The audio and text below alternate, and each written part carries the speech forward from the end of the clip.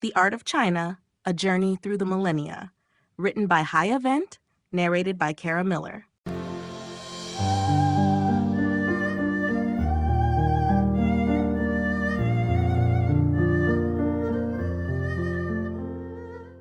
Chapter 1. Introduction to Chinese Art. Chinese art is a vast and intricate tapestry woven over thousands of years, reflecting the country's deep philosophical, spiritual, and cultural evolution. From the earliest Neolithic pottery to the grandeur of imperial court paintings and the avant-garde expressions of contemporary artists, Chinese art has continuously evolved while maintaining a profound respect for tradition. This chapter introduces the foundational aspects of Chinese art, including its key themes, underlying philosophies, and its enduring influence on global artistic traditions.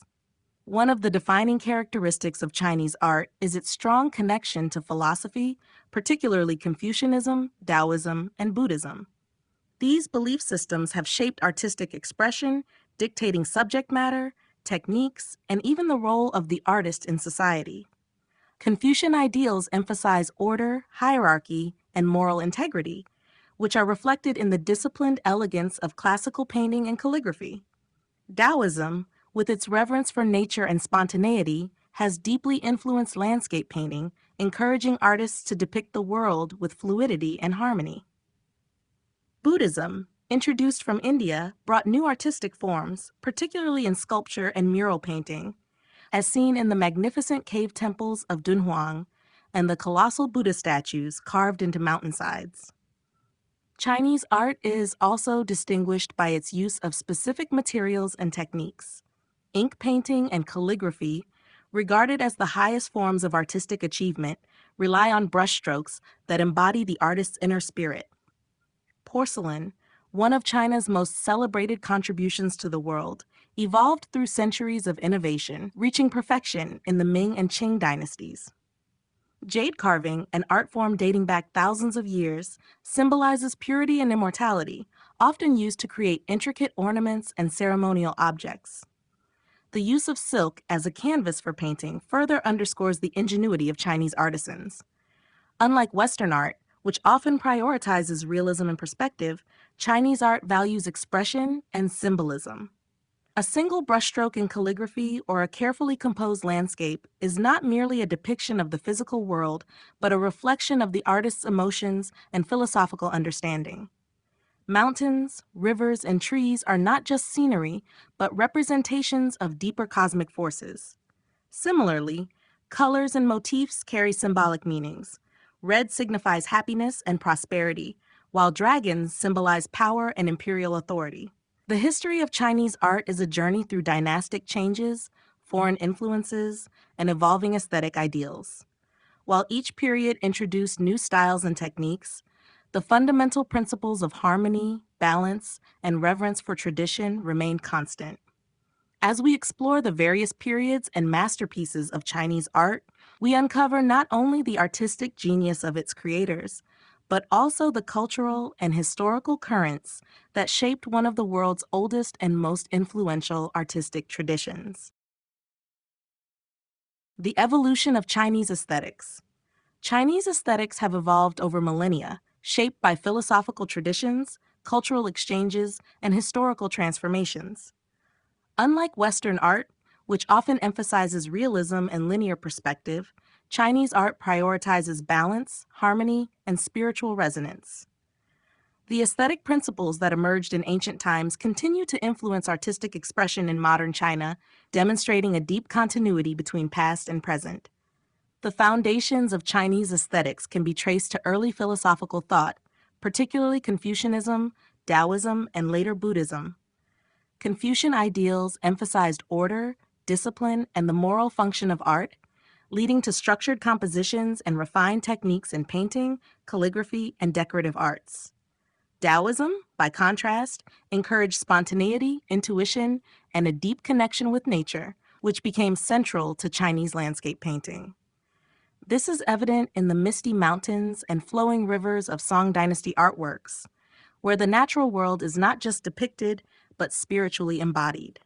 With the introduction of Buddhism, a new dimension of symbolism and introspection was added, influencing sculpture, painting, and temple architecture. As Chinese civilization advanced, different dynasties contributed to the evolution of aesthetics, each leaving its unique mark. The Han Dynasty saw an emphasis on funerary art, with intricate jade carvings and stone reliefs depicting myths and historical narratives. During the Tang Dynasty, art flourished under a cosmopolitan court, with rich colors, dynamic figures, and influences from Central Asia. The Song Dynasty refined aesthetics further, favoring subtlety and elegance in ink painting and ceramics. It was during this period that landscape painting reached its height, with artists striving to capture the rhythm and spirit of nature rather than mere physical accuracy. A major aspect of Chinese aesthetics is the emphasis on emptiness and negative space, which contrasts with the dense compositions found in much of Western art. Whether in calligraphy, painting, or garden design, the idea of leaving space for the viewer's imagination is considered essential. This concept, deeply rooted in Taoist thought, suggests that what is not depicted is just as important as what is. The use of minimalism and abstraction in Chinese art, especially in ink paintings, demonstrates an appreciation for simplicity and the essence of a subject rather than its detailed representation. Throughout history, Chinese aesthetics have adapted to changes in society while maintaining core principles. Even in contemporary Chinese art, elements of traditional brushwork, symbolism, and spatial composition remain visible. While globalization has introduced new styles and techniques, the reverence for harmony, nature, and expressive simplicity continues to define the essence of Chinese artistic beauty. This enduring legacy reveals the depth and resilience of Chinese aesthetics, making them a vital force in the world of art, both past and present. Key themes in Chinese art. Chinese art is deeply rooted in cultural traditions, philosophical beliefs, and historical narratives that have shaped its evolution over thousands of years. While artistic styles and techniques have changed across different dynasties, certain themes have remained constant, reflecting the values and worldview of Chinese society. These recurring themes provide insight into the spiritual, social, and intellectual dimensions of Chinese civilization. One of the most prominent themes in Chinese art is the reverence for nature. Unlike Western landscapes, which often serve as backdrops for human activity, Chinese landscape painting, shanshui, treats mountains, rivers, and trees as living entities imbued with spiritual significance. Influenced by Taoist philosophy, nature in Chinese art is depicted not merely for its beauty, but as a means of understanding the universe and achieving harmony with it. This is particularly evident in Song Dynasty paintings, where misty mountains and flowing water symbolize the constant transformation of the cosmos. The emphasis on nature extends to garden design, where carefully arranged rocks, water features, and plant life create miniature landscapes meant to inspire contemplation. Another significant theme is the expression of philosophical and moral ideals, particularly those rooted in Confucianism and Taoism. Confucian thought emphasizes order, hierarchy, and virtue, which is reflected in the careful composition of portraits and historical paintings depicting scholars, emperors, and moral exemplars. In contrast, Taoism promotes spontaneity and a free-flowing approach to art, seen in expressive calligraphy and abstract ink paintings that prioritize the inner spirit over realistic representation. This philosophical duality is a defining characteristic of Chinese art, balancing discipline with creativity, structure with spontaneity. Symbolism plays a crucial role in Chinese art, with certain motifs carrying deep cultural meanings. Animals such as dragons, phoenixes, and cranes are often depicted to convey power, longevity, or prosperity. Flowers and plants such as plum blossoms, orchids, bamboo, and chrysanthemums are known as the Four Gentlemen and represent virtues like resilience, purity, and integrity. Even colors hold symbolic significance. Red signifies good fortune and joy, while black is associated with water and the unknown. These symbols are not merely decorative, but serve to communicate deeper messages about life, nature, and human virtue. Lastly, the theme of immortality and the afterlife has been central to Chinese art for centuries. From jade burial suits of the Han Dynasty to elaborate Tang Dynasty tomb murals, Chinese artists have long sought to depict the transition between the earthly realm and the spiritual world. Buddhist art, with its representations of bodhisattvas and celestial paradises, further explores ideas of enlightenment and transcendence. These key themes, nature, philosophy, symbolism, and immortality, form the foundation of Chinese art, demonstrating its role not just as a means of aesthetic expression, but as a profound reflection of Chinese cultural identity. Influences from philosophy and religion. Chinese art has been profoundly shaped by philosophical and religious traditions, which have guided its themes, techniques, and purpose for thousands of years. Among the most influential belief systems are Confucianism, Taoism, and Buddhism, each contributing distinct perspectives that have left a lasting imprint on painting, sculpture, calligraphy, and architecture. These ideologies not only influenced artistic styles, but also defined the role of the artist and the intended function of art in society. Confucianism, founded by Confucius in the 6th century BCE, emphasized order, hierarchy, and moral integrity. These principles manifested in art through carefully composed paintings, symmetrical architecture, and dignified portraiture of scholars and emperors. Confucian ideals reinforced the importance of calligraphy as the highest form of artistic expression, as it was seen as a direct reflection of the writer's moral character and intellect. The structured nature of classical Chinese gardens, with their harmonious arrangement of pavilions, water, and pathways, also echoes Confucian values of balance and discipline. Taoism, in contrast, promoted a more spontaneous and intuitive approach to art, emphasizing the connection between humanity and the natural world. Taoist thought encouraged artists to seek harmony with nature rather than control over it, leading to the development of landscape painting as one of the most revered art forms in China. Inkwash paintings often depicted vast mountains, flowing rivers, and empty spaces, embodying the Taoist concept of wu wei, effortless action, and the importance of emptiness. Calligraphy, when influenced by Taoism, became more expressive and free-flowing, with brushstrokes capturing the artist's inner energy, or qi.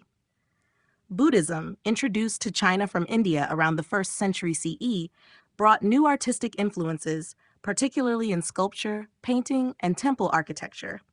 Buddhist art flourished during the Tang Dynasty, when grand cave temples such as those at Dunhuang were adorned with intricate murals depicting celestial realms, bodhisattvas, and scenes from Buddhist scriptures. The influence of Buddhism also extended to porcelain and decorative arts, with lotus motifs, meditative imagery, and representations of Buddhist deities appearing in various forms. The practice of Zen Chan Buddhism further shaped Chinese art by encouraging simplicity and minimalism, which became evident in later ink paintings that used only a few brushstrokes to convey profound meaning. These three belief systems, Confucianism, Taoism, and Buddhism, interacted over centuries, sometimes merging in artistic expression. Many literati painters, for instance, combined Confucian moral ideals with Taoist spontaneity and Buddhist introspection. The result was a uniquely Chinese artistic tradition that transcended mere representation, instead serving as a medium for philosophical reflection and spiritual connection. This deep integration of art with philosophy and religion continues to influence Chinese aesthetics to this day.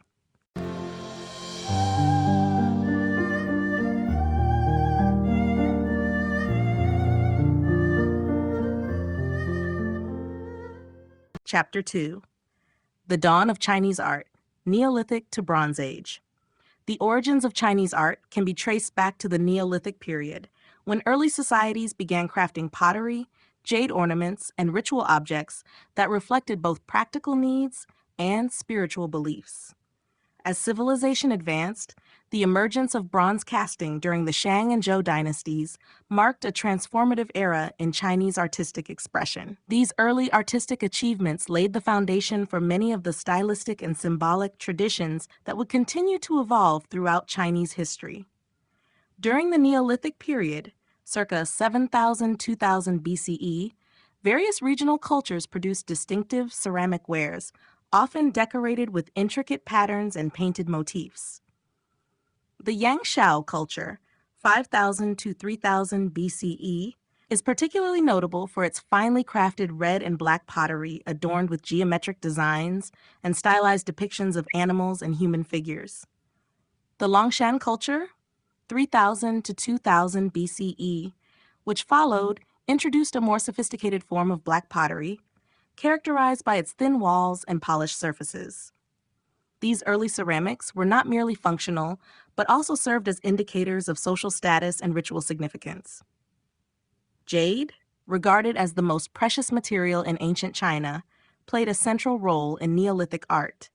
The Liangzhu culture, circa 3300 to 2000 BCE, produced elaborate jade carvings, including kong, rectangular tubes, and bai, circular discs, which were believed to have cosmological and religious significance. The meticulous craftsmanship required to shape jade, a material harder than steel, suggests that these objects were created for ceremonial purposes, possibly symbolizing power, spirituality, and a connection to the divine. The reverence for jade continued throughout Chinese history, solidifying its association with purity, immortality, and moral virtue. The Bronze Age, beginning with the Shang dynasty, circa 1600 to 1046 BCE, marked a dramatic advancement in Chinese art, particularly through the development of intricate bronze vessels. These vessels, used in ancestral rituals, were cast using sophisticated piece mold techniques and often featured elaborate designs, including Taodi masks, mythical, symmetrical animal faces thought to represent spiritual protection or offerings to ancestors. The Shang bronzes, with their precise craftsmanship and symbolic richness, reflect a highly developed society where art played a crucial role in religious and political life. During the Zhou dynasty, 1046 to 256 BCE, bronze art became more refined and decorative, incorporating inscriptions and intricate patterns. Ritual vessels evolved to include more fluid and naturalistic forms, reflecting shifts in both aesthetic preferences and spiritual beliefs. Additionally, new artistic expressions, such as lacquerware and early forms of pictorial representation, began to emerge, foreshadowing the artistic developments of later dynasties. The Neolithic and Bronze Age periods were instrumental in shaping the visual culture of China. The emphasis on ritual objects, intricate craftsmanship, and symbolic motifs established artistic traditions that would endure for millennia, influencing everything from imperial court art to contemporary Chinese aesthetics. Yangshao and Longshan cultures. The Yangshao and Longshan cultures, two of the most significant Neolithic societies in ancient China, played a crucial role in shaping early Chinese art and craftsmanship. Both cultures, which flourished in different periods and regions, left behind remarkable artifacts that provide insight into their social structures, technological advancements, and aesthetic preferences. While the Yangshao culture is best known for its painted pottery and early agricultural settlements, the Longshan culture introduced a higher level of refinement in ceramics and the emergence of social hierarchies that foreshadowed the rise of Chinese civilization. The Yangshao culture, circa 5000 to 3000 BCE, was centered in the Yellow River Valley and is renowned for its distinctive painted pottery. Yangshao artisans crafted large, coil-built earthenware vessels, often decorated with intricate geometric patterns, spirals, and stylized depictions of animals and human figures. These red and black painted ceramics, typically used for food storage and ritual purposes, reveal an early appreciation for symmetry and design. In addition to pottery, the Yangshao people engaged in millet farming, domesticated animals, and lived in well-organized villages with circular or rectangular houses built partly underground for insulation. The artistic and architectural developments of the Yangshao period suggest a society that valued both functionality and aesthetic expression. Following the Yangshao culture, the Longshan culture, circa 3000 to 2000 BCE, emerged as a more advanced and socially stratified society. The Longshan culture, known for its highly refined black pottery, marked a significant evolution in ceramic craftsmanship. Unlike the painted pottery of the Yangshao, Longshan ceramics were characterized by thin walls, polished surfaces, and precise forms, often resembling later Chinese porcelain in their elegance. These black pottery pieces, sometimes referred to as eggshell pottery due to their delicate construction, demonstrate a mastery of pottery-making techniques that would influence future generations of Chinese artisans. Beyond pottery, the Longshan culture is notable for its advancements in urban planning and social organization. Archaeological evidence suggests the presence of walled settlements, indicating a move toward centralized authority and the need for defense. The introduction of rammed earth construction, a technique that would become a hallmark of Chinese architecture, further reflects the increasing complexity of Longshan society. Additionally, the discovery of oracle bones, used for divination, hints at early forms of writing and spiritual practices that would later be fully developed during the Shang dynasty. The artistic and technological achievements of the Yangshao and Longshan cultures laid the groundwork for the emergence of Chinese civilization. The shift from painted pottery to refined black ceramics, along with advancements in urbanization and spiritual practices, signified a growing sophistication that would define Chinese art and culture for millennia. Jade carvings and ritual objects. Jade has held a place of immense cultural and spiritual significance in Chinese civilization for thousands of years, with its use in carvings and ritual objects dating back to the Neolithic period. Considered the stone of heaven, jade was prized not only for its beauty and durability, but also for its symbolic associations with purity, immortality, and moral integrity. The craftsmanship involved in jade carving required extraordinary skill, as jade is an exceptionally hard material that could only be shaped through meticulous grinding and polishing rather than traditional carving techniques. The resulting artifacts, often used in ceremonies and burials, provide valuable insight into the beliefs and social structures of early Chinese societies. One of the most remarkable Neolithic jade-producing cultures was the Liangzhu culture, circa 3300 to 2000 BCE, known for its sophisticated jade objects, including discs and Kong tubes. The Ba, a circular jade disc with a central hole, is believed to have represented the heavens or the celestial realm. These discs were often found in burial sites, placed over the bodies of the deceased, suggesting their role in guiding the soul to the afterlife.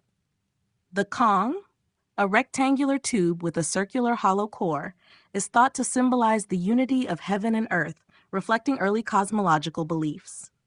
The exact purpose of these objects remains a subject of scholarly debate, but their presence in elite tombs indicates their association with power and spiritual protection. During the Shang, circa 1600 to 1046 BCE, and Zhou, 1046 to 256 BCE dynasties, jade continued to play a central role in ritual and ceremonial practices. Jade ornaments, including pendants, scepters, and weapons, were used as status symbols by the aristocracy and were often engraved with intricate patterns of dragons, tigers, and other mythical creatures. These motifs were believed to convey spiritual strength and divine protection. The Zhou dynasty further institutionalized jade as a representation of virtue, codifying its use in ceremonies that reinforced social hierarchy and Confucian ideals. Jade burial suits, an extraordinary example of the material's ritual significance, were crafted during the Han Dynasty, 206 BCE to 220 CE. These elaborate suits, composed of hundreds of jade plaques sewn together with gold, silver, or silk threads, were designed to preserve the bodies of royalty and high-ranking nobles in the belief that jade possessed protective and immortalizing properties. The effort and resources required to produce these suits highlight jade's enduring association with power, longevity, and the afterlife. From ancient carvings to imperial treasures, jade has remained a defining element of Chinese artistry and spirituality. Its role in ritual and burial practices reflects not only early Chinese cosmology, but also the deep cultural reverence for this precious stone, a legacy that continues in modern Chinese art and craftsmanship. The Shang and Zhou dynasties, bronze masterpieces.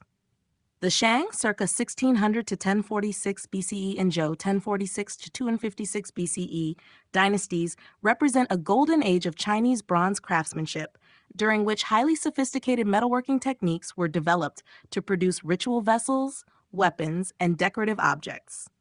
These masterpieces of bronze artistry not only served practical and ceremonial functions, but also reflected the political power, religious beliefs, and technological advancements of their time.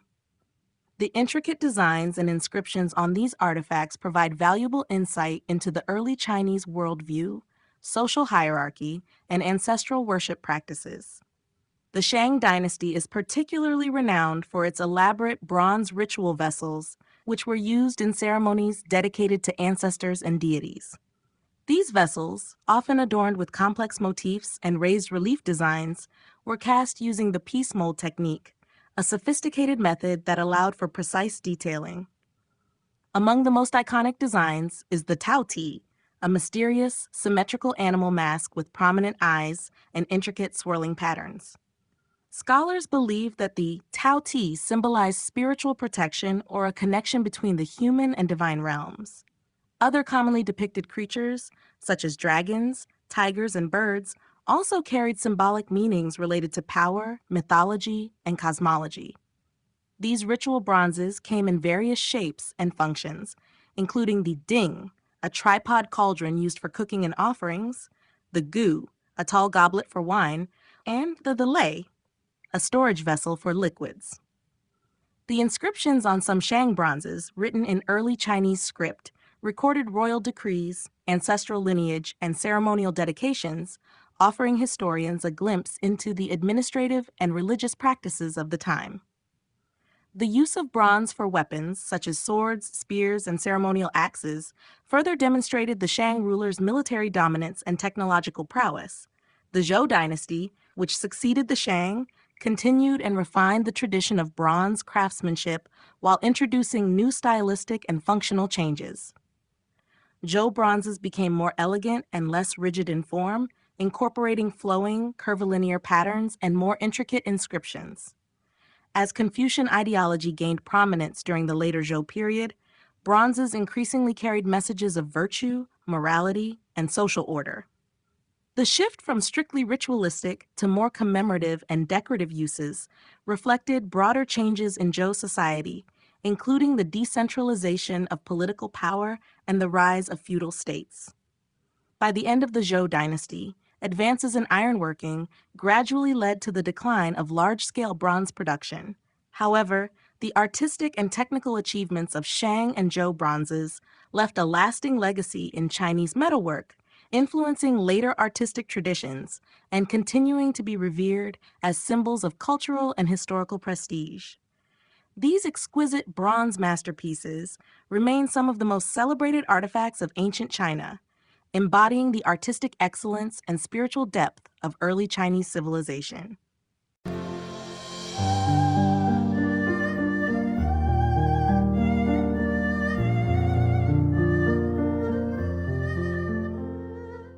Chapter 3. The Rise of Classical Traditions, Qin and Han Dynasties.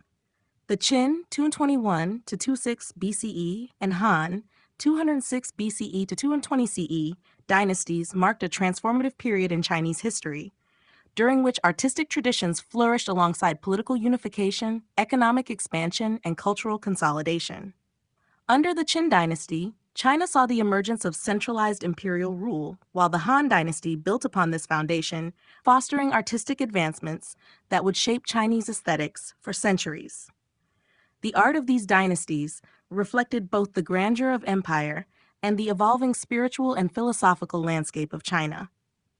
One of the most remarkable artistic achievements of the Qin dynasty is the Terracotta Army, an enormous collection of life-sized clay soldiers, horses, and chariots buried with the first emperor, Qin Shi Huang. Discovered in 1974 near Xi'an, this vast mausoleum showcases the technical skill and realism achieved by Qin artisans. Each soldier has a unique facial expression, hairstyle, and armor, demonstrating an early mastery of individualized portraiture. This massive project was intended to ensure the emperor's protection in the afterlife, embodying the belief in an eternal realm beyond death. The Terracotta Army remains one of the most significant archaeological discoveries in Chinese history, offering insight into the military organization, craftsmanship, and funerary practices of the Qin dynasty. With the establishment of the Han Dynasty, Chinese art and culture entered a golden age.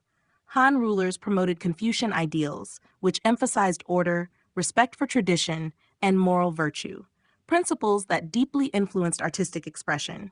Han tombs, such as those of noble families and imperial officials, were decorated with elaborate tomb murals, stone carvings, and pottery figurines depicting daily life, court scenes, and mythological beings. These artworks served both as tributes to the deceased and as guides for the soul's journey into the afterlife. Jade craftsmanship also reached new heights during the Han period. The famous jade burial suits, meticulously constructed from hundreds of jade plaques sewn together with gold or silver wire, reflected the belief that jade could preserve the body and grant immortality. These suits, reserved for emperors and high-ranking nobles, demonstrate the continued reverence for jade as a material of both spiritual and social significance. Painting and calligraphy, though still in their early stages, began to develop as refined art forms. Han artists experimented with ink and silk as mediums, creating early narrative paintings that depicted historical and mythological themes. The Han Dynasty also saw advances in lacquerware, ceramics, and bronze casting, with everyday objects becoming more decorative and ornate. The Qin and Han dynasties established artistic traditions that would endure for centuries, blending realism with symbolism, state power with spiritual beliefs, and imperial grandeur with everyday life. These classical traditions laid the foundation for China's artistic identity, influencing subsequent dynasties and shaping the evolution of Chinese art. Terracotta Army and Funerary Art. The Terracotta Army stands as one of the most extraordinary achievements of ancient Chinese funerary art, reflecting both the grandeur of the Qin dynasty and the deeply rooted belief in an afterlife. Discovered in 1974 near Xi'an, this massive burial complex was created for China's first emperor, Qin Shi Huang, 259 to 210 BCE, to protect him in the afterlife. Comprising thousands of life-size clay soldiers, horses, chariots, and even acrobats and musicians, the Terracotta Army represents a remarkable level of craftsmanship and artistic sophistication. Beyond the Qin dynasty, funerary art continued to evolve during the Han dynasty, expanding its focus from military power to more intricate depictions of daily life, mythology, and spiritual beliefs. The scale and detail of the Terracotta Army are unparalleled. Each soldier is uniquely sculpted, with individualized facial features, hairstyles, and armor, showcasing an early mastery of realism and portraiture. The figures were originally painted in vibrant colors, though much of the pigment has faded over time. The army was arranged in battle formation, mirroring the military organization of the Qin dynasty, and included infantry, cavalry, archers, and generals. This lifelike representation underscores the Qin emperor's desire to maintain his authority even in death, reinforcing the notion that the afterlife was a continuation of earthly existence. The production of these figures required advanced assembly line techniques, where different artisans specialized in various parts of the sculptures, reflecting both technological innovation and the scale of imperial ambition. Following the Qin dynasty, the Han dynasty, 206 BCE, 220 CE, expanded the role of funerary art beyond military representation. Han tombs contain not only warrior figurines, but also miniature models of domestic life, including houses, farms, livestock, musicians, and servants. These objects, often crafted from ceramic and painted in vivid hues, illustrate the belief that the deceased required comfort and status-preserving luxuries in the afterlife. The presence of mythical creatures, such as winged beasts and celestial guardians, further highlights the evolving spiritual and cosmological views of the Han period.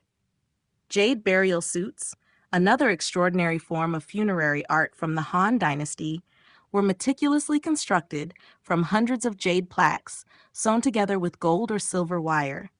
These suits were reserved for emperors and high-ranking nobles, based on the belief that jade possessed protective and immortalizing qualities.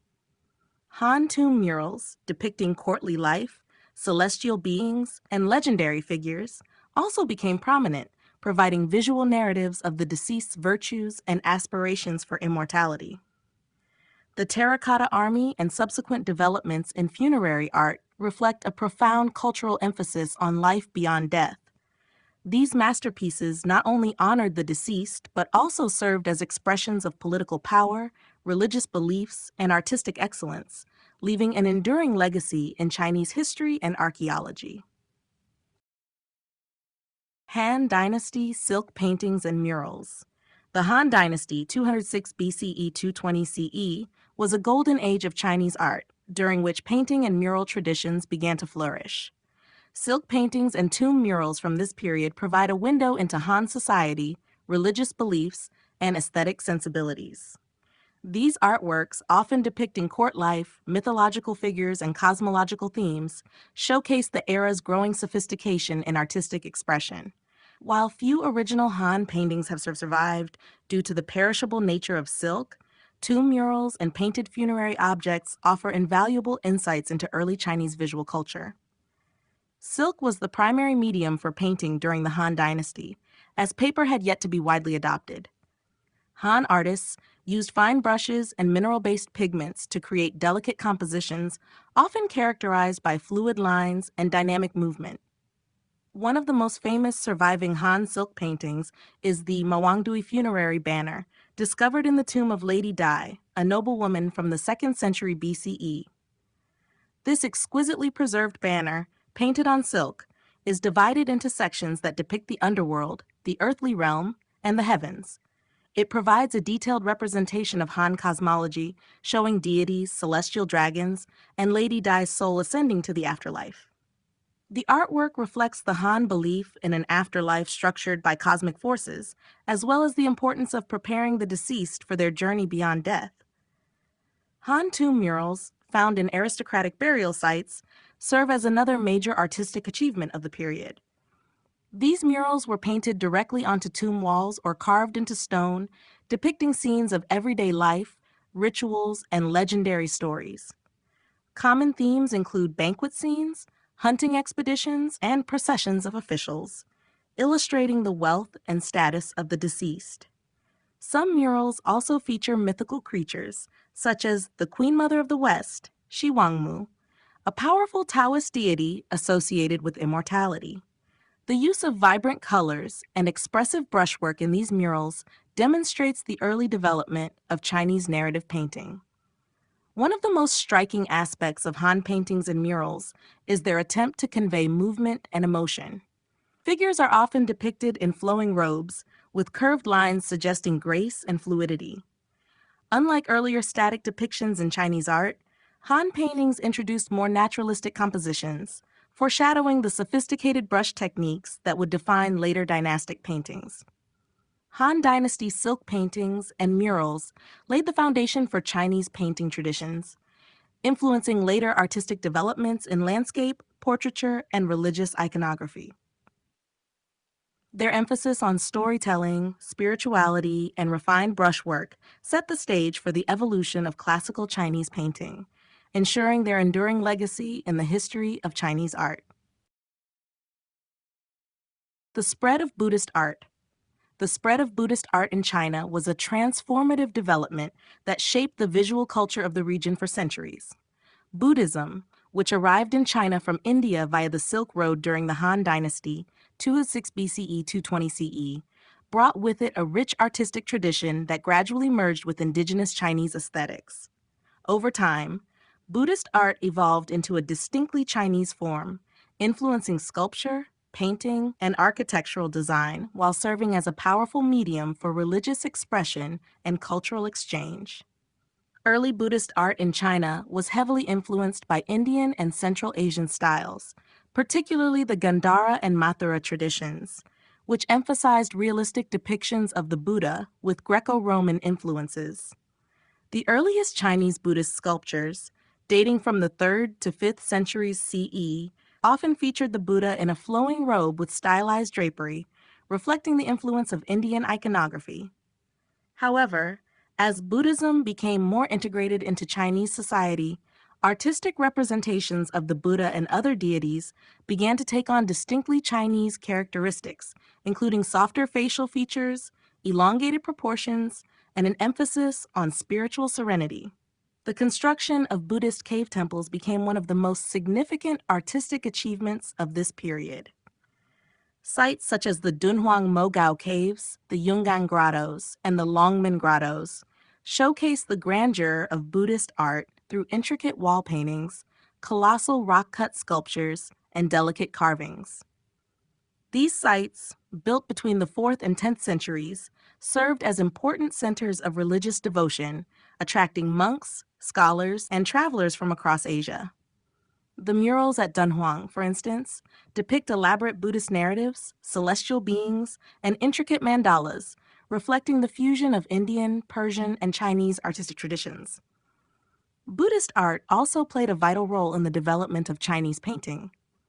The earliest Buddhist paintings were largely narrative, illustrating stories from the Jataka tales, previous lives of the Buddha, and significant events from the Buddha's life. By the Tang Dynasty, 618 to 907 CE, Buddhist paintings had reached new heights of sophistication, with artists mastering techniques such as shading, perspective, and expressive brushwork. The use of gold and vibrant colors in religious paintings further emphasized the divine nature of Buddhist subjects. As Buddhism spread throughout China, it also influenced the decorative arts, including bronze statues, silk scroll paintings, and temple architecture. Buddhist pagodas, inspired by Indian stupas, became prominent features of the Chinese landscape, evolving into the multi-tiered structures that are now synonymous with Chinese Buddhist architecture. The spread of Buddhist art in China not only enriched the country's artistic heritage, but also facilitated cultural exchange with neighboring regions. Through sculpture, painting, and architecture, Buddhist art became a profound expression of faith, shaping the spiritual and artistic landscape of China for centuries to come.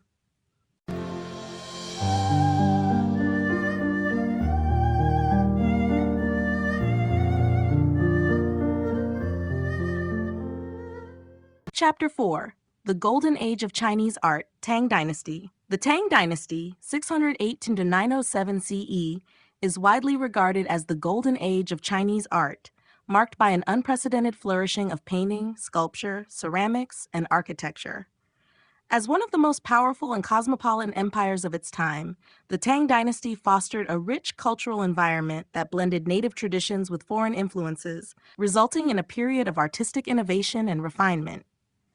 The wealth and stability of the Tang era allowed art to thrive, supported by imperial patronage, flourishing trade along the Silk Road, and a vibrant intellectual climate. Painting reached new heights during the Tang Dynasty, with landscape painting emerging as a major genre. Artists such as Wang Wei pioneered the use of monochrome ink washes, emphasizing the poetic and meditative qualities of nature.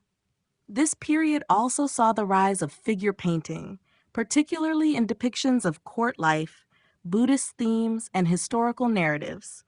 The Tang court employed renowned artists to create vivid portrayals of emperors, noblewomen, and scholars, capturing their elegance and grace with fine brushwork and rich colors. The hand scroll format became increasingly popular, allowing artists to create dynamic, flowing compositions that could be unrolled and appreciated gradually. Buddhist art flourished during the Tang Dynasty, as the religion enjoyed imperial support and widespread popularity. The famous Dunhuang Mogao Caves contain some of the most exquisite Buddhist murals from this period, depicting celestial bodhisattvas, complex mandalas, and scenes from Buddhist scriptures. The colossal Leshan giant Buddha, carved into a mountainside during the Tang Dynasty, stands as a testament to the era's grand scale of religious devotion and artistic ambition. The Tang period also saw a shift toward more Sinicized Buddhist sculptures, with softer facial features and flowing robes that reflected native Chinese aesthetics. Tang ceramics reached a pinnacle of technical and artistic achievement, particularly in the development of Tang Sankai, three-colored glazed pottery. These ceramics, characterized by their vibrant green, yellow, and white glazes, were often used as funerary objects depicting camels, horses, and elegant court figures. The influence of foreign cultures, especially from Persia and Central Asia, is evident in Tang pottery, which featured exotic motifs and dynamic poses. Architecture also saw significant advancements, with the construction of grand Buddhist temples, towering pagodas, and elaborate palaces. The giant Wild Goose Pagoda in Xi'an remains a striking example of Tang architectural ingenuity, blending Buddhist symbolism with Chinese structural techniques. The Tang Dynasty's artistic achievements set the foundation for later developments in Chinese art. Its paintings, sculptures, ceramics, and architecture embodied a unique blend of elegance, realism, and spiritual depth, securing its legacy as one of the most culturally vibrant periods in Chinese history. Court paintings and calligraphy. During the Tang Dynasty, 618 to 907 CE, court painting and calligraphy flourished, reaching new heights of refinement and sophistication. As the empire enjoyed a period of stability, economic prosperity, and cultural exchange, the imperial court became a major patron of the arts. Painters and calligraphers were highly esteemed, with their works serving not only as decoration, but also as reflections of political power, philosophical ideals, and personal expression. The Tang era established many of the artistic conventions that would shape Chinese painting and calligraphy for centuries to come. Court painting in the Tang Dynasty was characterized by its elegance, realism, and attention to detail. One of the most prominent genres was figure painting, which depicted emperors, court ladies, scholars, and military officials in highly detailed compositions. These paintings captured the grandeur of the Tang court, emphasizing the sophistication and refinement of its elite. Artists such as Yan Liben, a renowned court painter, created portraits of emperors and dignitaries that conveyed both their physical likeness and their authority. His masterpiece, the 13 Emperors Scroll, presents a historical series of Chinese rulers, each rendered with individualized facial expressions, gestures, and clothing that reflect their personalities and status. Another major theme in Tang court painting was women in courtly life, as seen in the works of Zhou Fang. His paintings, such as court ladies adorning themselves, depict aristocratic women in luxurious silk robes, engaged in leisurely activities such as playing musical instruments, admiring flowers, and conversing. These paintings not only showcase the Tang ideal of feminine beauty, full-figured and graceful, but also provide insight into the lifestyles of the nobility. The soft, flowing lines and delicate use of color in these paintings exemplify the refined aesthetics of Tang art. Calligraphy, regarded as the highest form of artistic expression in Chinese culture, also reached new levels of mastery during the Tang Dynasty. Several great calligraphers emerged, most notably Ouyang Shun, Yan Zhengqing, and Huaisu. Ouyang Shun's regular script kaishu was admired for its precision and structure, setting a standard for later generations. Yan Zhengqing, on the other hand, developed a more dynamic and expressive style as seen in his Yan Qinli stele, which exudes both strength and fluidity. Huaisu, a Buddhist monk, became famous for his wild cursive, jiankao style, known for its energetic, almost chaotic brushstrokes that reflected the spontaneity of the artist's spirit. The fusion of court painting and calligraphy during the Tang Dynasty laid the foundation for later artistic developments. Both forms emphasized the importance of brush technique, balance, and harmony, influencing artistic traditions in subsequent dynasties. The Tang court's patronage of painting and calligraphy cemented these arts as integral aspects of Chinese culture, ensuring their continued evolution and refinement in the centuries to follow. Buddhist sculptures and temples. The Tang Dynasty, 618 to 907 CE, was a golden age for Buddhist art, with sculptures and temples reaching new heights of scale, craftsmanship, and spiritual significance. As Buddhism flourished under imperial patronage, artistic expression evolved to reflect both religious devotion and the grandeur of the Tang Empire. The fusion of Indian, Central Asian, and native Chinese influences resulted in some of the most breathtaking Buddhist sculptures and temple complexes in Chinese history. Buddhist sculptures from the Tang period displayed a transition from earlier, more rigid styles to softer, more naturalistic forms. The figures of the Buddha and Bodhisattvas were characterized by fuller, rounder faces, serene expressions, and gracefully flowing robes, reflecting a growing emphasis on humanistic beauty and spiritual tranquility. The use of limestone, sandstone, and bronze allowed for intricate detailing, while gilding and painted embellishments brought these sculptures to life. Many of the most impressive examples can be found in the Longmen Grottos and the Yungang Grottos, where thousands of statues ranging from a few inches to over 50 feet tall were meticulously carved into rock faces. One of the most extraordinary examples of Tang Buddhist sculpture is the Fengshan Temple at the Longmen Grottos, commissioned by Emperor Gaozong and Empress Wu Zetian in the 7th century. The central figure of the temple is the massive Vairocana Buddha, standing over 56 feet tall, with a deeply meditative expression and an aura of divine authority.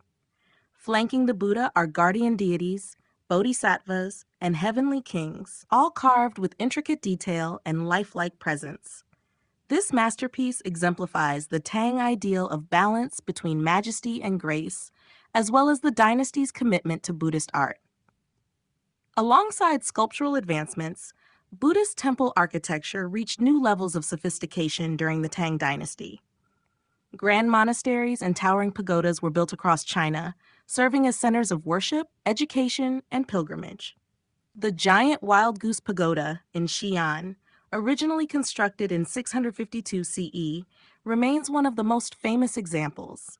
This multi-tiered brick pagoda was designed to store Buddhist scriptures brought from India by the monk Xuanzang and represents the fusion of Chinese architectural principles with Buddhist symbolism. The Tang Dynasty's support for Buddhist temples extended beyond religious devotion to political and cultural influence. Many temples were richly decorated with murals, carvings, and elaborate altars, serving as hubs for artistic and scholarly pursuits. These spaces not only reinforced Buddhist teachings, but also reflected the empire's wealth and cosmopolitan nature, incorporating artistic elements from Persia, India, and Central Asia. Buddhist sculptures and temples from the Tang Dynasty continue to be celebrated as masterpieces of religious art, embodying both spiritual reverence and artistic excellence. Their enduring presence stands as a testament to the profound impact of Buddhism on Chinese culture and aesthetics. Ceramics, the emergence of porcelain. The Tang Dynasty, 618 to 907 CE, marked a significant turning point in the history of Chinese ceramics, as it was during this period that the art of porcelain making truly began to emerge. While earlier dynasties had produced high-fired ceramics, the Tang era saw the refinement of materials and techniques that would ultimately lead to the development of true porcelain. The combination of high-quality kaolin clay and advanced firing processes resulted in ceramics that were not only durable, but also possessed a smooth, translucent quality that set them apart from earlier pottery. One of the most famous ceramic innovations of the Tang Dynasty was Tang Sankai, three-colored pottery. This distinctive style featured a vibrant palette of green, amber, and white glazes, which were applied to low-fired earthenware figures and vessels. The flowing glazes, achieved through lead-based techniques, created a striking visual effect, making Sankai ceramics highly prized for both domestic use and funerary purposes. These colorful ceramics often depicted elegant court ladies, warriors, horses, and camels, reflecting the cosmopolitan nature of Tang society and its connections to the Silk Road. At the same time, the Tang Dynasty witnessed the early stages of white porcelain, which would later become one of China's most celebrated ceramic traditions. Kilns in northern China, particularly in Hebei province, began producing high-fired white ceramics made from refined clay and feldspar glazes. These pieces, admired for their delicate translucency and smooth texture, laid the foundation for the later development of classic Chinese porcelain. White ceramics from the Tang period were often used for Buddhist ritual objects, tea bowls, and elegant vases, valued for their simplicity and refined aesthetic. Trade played a crucial role in the spread of Tang ceramics, as Chinese pottery and early porcelain became highly sought after across Asia and the Middle East.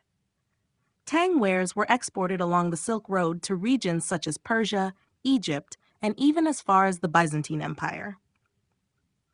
The discovery of Tang ceramics in shipwrecks, such as the Belitung shipwreck off the coast of Indonesia, provides evidence of the extensive maritime trade networks that connected China to the broader world. The influence of Tang ceramic techniques can also be seen in later Islamic pottery, demonstrating the far-reaching impact of Chinese craftsmanship. The emergence of porcelain during the Tang Dynasty set the stage for the extraordinary developments in ceramic art that would follow in later dynasties, particularly during the Song and Ming periods. With its technical advancements and aesthetic innovations, Tang ceramics not only reflected the artistic achievements of the era, but also established China's reputation as the world leader in porcelain production for centuries to come.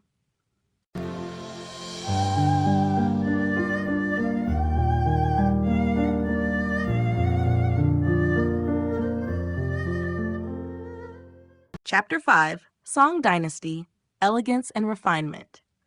The Song Dynasty, 960 to 1279 CE, is often regarded as a pinnacle of Chinese artistic refinement, characterized by a heightened appreciation for elegance, subtlety, and technical mastery.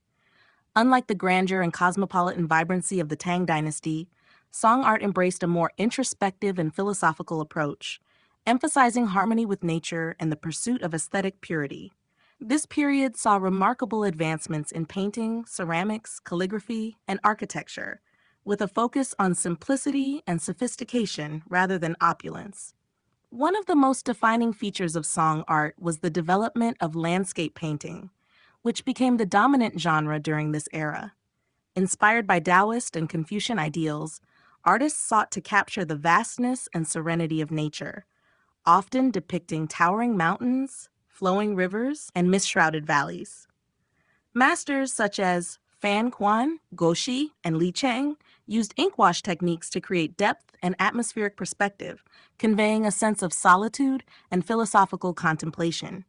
These paintings often included small human figures or scholars in remote landscapes, symbolizing humanity's humble place within the natural world.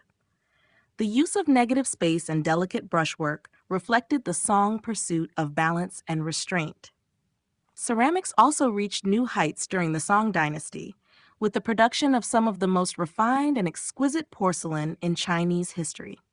The most celebrated wares came from kilns such as Ru, Guan, Gi, Ding, and Jun, each known for its distinctive glaze and elegant form. Sru ware, for instance, was prized for its soft, pale blue glaze that resembled jade, while Ding ware featured delicate white porcelain with finely incised patterns. The restrained beauty of Song ceramics, with their smooth glazes and simple yet graceful shapes, reflected the dynasty's preference for understated elegance. Calligraphy flourished as well, with great masters such as Su Shi, Mi Fu, and Huang Tingjian developing highly expressive styles. Calligraphy was seen not just as a means of writing, but as an art form that conveyed the writer's personality and emotions through the rhythm and energy of brushstrokes.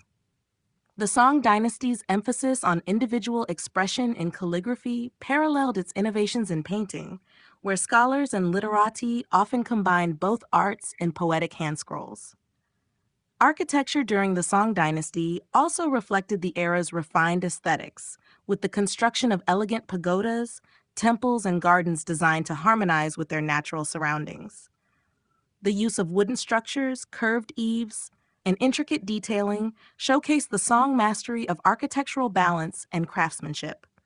The Song dynasty's artistic achievements laid the foundation for later developments in Chinese art, influencing generations of painters, ceramicists, and calligraphers.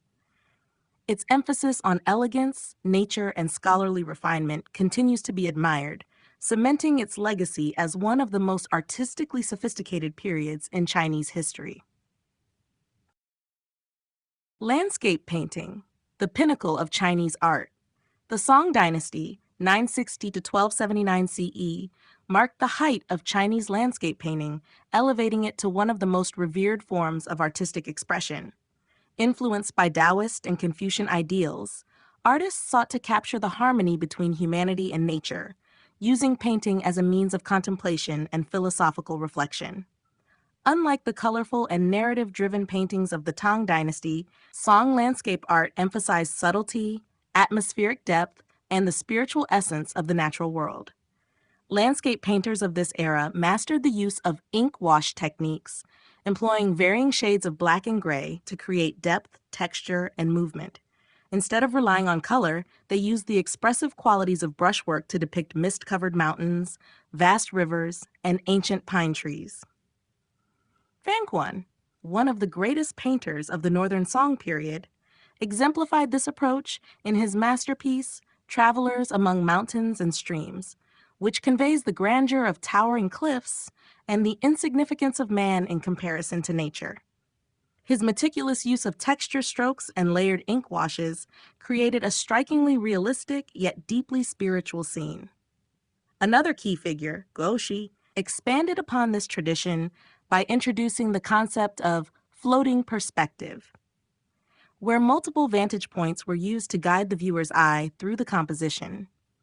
His work, Early Spring, demonstrates this technique, capturing the changing seasons and the movement of mist and water in an almost three-dimensional manner. Guoxi believed that landscape painting should provide an immersive experience, inviting viewers to mentally wander through the depicted scenery as if they were traveling within it. In the Southern Song period, landscape painting took on a more intimate and poetic style. Artists such as Ma Yuan and Xie Guai embraced asymmetry and simplicity, often leaving large areas of blank space to evoke a sense of emptiness and tranquility. This shift reflected the growing influence of Chan Buddhism, which emphasized minimalism and spontaneous expression.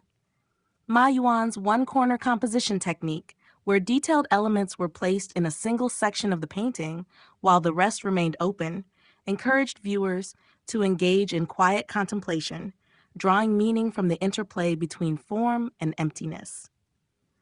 Landscape painting during the Song dynasty was more than an artistic endeavor. It was a philosophical and spiritual pursuit. These paintings were not meant to be mere representations of nature, but rather symbolic expressions of cosmic balance, personal introspection, and the impermanence of life. The innovations and artistic principles developed during this period shaped Chinese painting for centuries, establishing landscape art as the pinnacle of Chinese artistic achievement. Advances in calligraphy.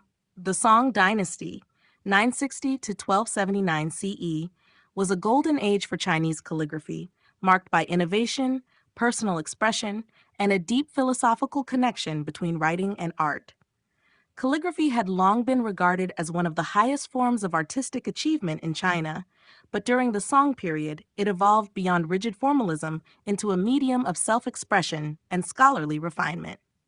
With the rise of the literati class, calligraphy became not just a technical skill, but also a reflection of the writer's inner character and emotions. One of the most significant advancements in Song calligraphy was the shift towards more expressive and fluid styles. While earlier dynasties had emphasized strict adherence to structured forms, such as the regular script, kaishu, of the Tang dynasty, Song calligraphers embraced a more spontaneous and individualistic approach. Masters such as Su Shi, Mi Fu, and Huang Tingjian developed highly distinctive scripts that emphasized movement, rhythm, and the energy of the brushstroke. These calligraphers viewed writing as an extension of the self, using brushwork to convey emotion and personality rather than merely adhering to formal aesthetics. Su Shi, a celebrated poet and scholar, was known for his bold and free-flowing style. His calligraphy, like his poetry, reflected his philosophical outlook, unrestrained and full of life. He often wrote in running script, Xing Shu, which allowed for greater fluidity and spontaneity while maintaining readability. His works, such as Cold Food Festival poems, showcase dynamic brushwork, varying pressure, and an effortless balance between structure and movement. Mi Fu, another influential calligrapher, was known for his highly personal and eccentric style. He often used a technique called Mi Fu's drunken cursive script, which mimicked the unpredictable and flowing nature of ink spreading on paper. His calligraphy rejected rigid formality, instead emphasizing an almost painterly quality, where brushstrokes danced across the page with a sense of rhythm and improvisation. His innovative approach redefined the boundaries of calligraphy, demonstrating that the beauty of writing lay in its spontaneity. Huang Tingzhen, a disciple of Su Shi, took calligraphic expression even further, emphasizing angular, elongated strokes and bold contrasts. His calligraphy was often described as having the strength of iron and the fluidity of silk, a testament to his meticulous control over brush techniques. His works pushed the boundaries of cursive script, Kaosh, creating compositions that were both visually dynamic and intellectually engaging. The advances in calligraphy during the Song Dynasty not only transformed writing into an artistic pursuit, but also set the foundation for later generations of scholars and artists. By prioritizing self-expression over rigid conformity, Song calligraphers elevated the art form to new heights, reinforcing its status as a deeply personal and intellectual endeavor. Celadon and white porcelain innovations. The Song Dynasty, 960 to 1279 CE, was a period of remarkable advancements in Chinese ceramics, particularly in the refinement of celadon and white porcelain. These innovations set new standards for elegance, technical mastery, and aesthetic simplicity, establishing a legacy that would influence ceramic traditions across Asia for centuries. Song potters sought a balance between form and glaze, focusing on subtle beauty rather than elaborate decoration, which distinguished their work from the more vibrant Tang Dynasty ceramics. Celadon, a type of high-fired stoneware with a translucent greenish glaze, became one of the most prized ceramics of the Song period. The finest celadon wares were produced at the Ru, Longquan, and Yu kilns, each known for their distinct variations in glaze tone and texture. Ru ware, the most rare and prestigious, was created exclusively for the imperial court. Its signature pale blue-green glaze, often described as resembling jade, was achieved through precise control of kiln temperature and glaze thickness. Ruware's smooth, crackled surface added depth and a sense of timeless elegance, making it one of the most celebrated ceramic styles in Chinese history. Longquan celadon, produced in southern China, became the most widely exported of all Song ceramics. Its thicker glaze and deeper green hues, achieved through multiple firings, gave it a luminous and glassy appearance. Longquan wares were highly valued across Asia, particularly in Korea, Japan, and the Middle East, where they influenced local ceramic traditions. These pieces, often in the form of bowls, vases, and incense burners, embodied the Song ideal of refined simplicity and natural beauty. At the same time, the development of white porcelain reached new levels of technical perfection. The Ding kilns in northern China were particularly renowned for producing thin, ivory white ceramics with delicate carved or incised designs beneath a clear glaze. Unlike earlier ceramics, which relied on painted decorations, Ding wares emphasized texture and form, often featuring floral patterns, dragons, or subtle geometric motifs. Because these pieces were fired upside down, the rims often remained unglazed, leading artisans to reinforce them with elegant metal bands, a distinctive feature of high-quality Ding ware. The innovations in celadon and white porcelain during the Song Dynasty reflected the broader artistic philosophy of the time, an emphasis on restraint, purity, and natural aesthetics. These ceramics were not just functional objects, but works of art that captured the refined sensibilities of the literati class. Their influence extended far beyond China, shaping the development of porcelain production in Korea, Japan, and later Europe. Even today, Song Celadon and white porcelain remain among the most admired and sought-after ceramics in the world, celebrated for their timeless beauty and technical brilliance.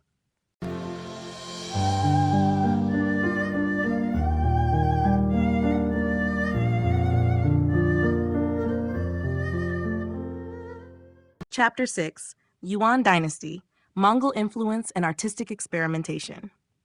The Yuan Dynasty, 1271 to 1368 CE, established by the Mongols under Kublai Khan, was a period of cultural transformation and artistic innovation in China. While the Mongol conquest initially disrupted many aspects of traditional Chinese society, it also facilitated cross-cultural exchanges, bringing new influences into Chinese art.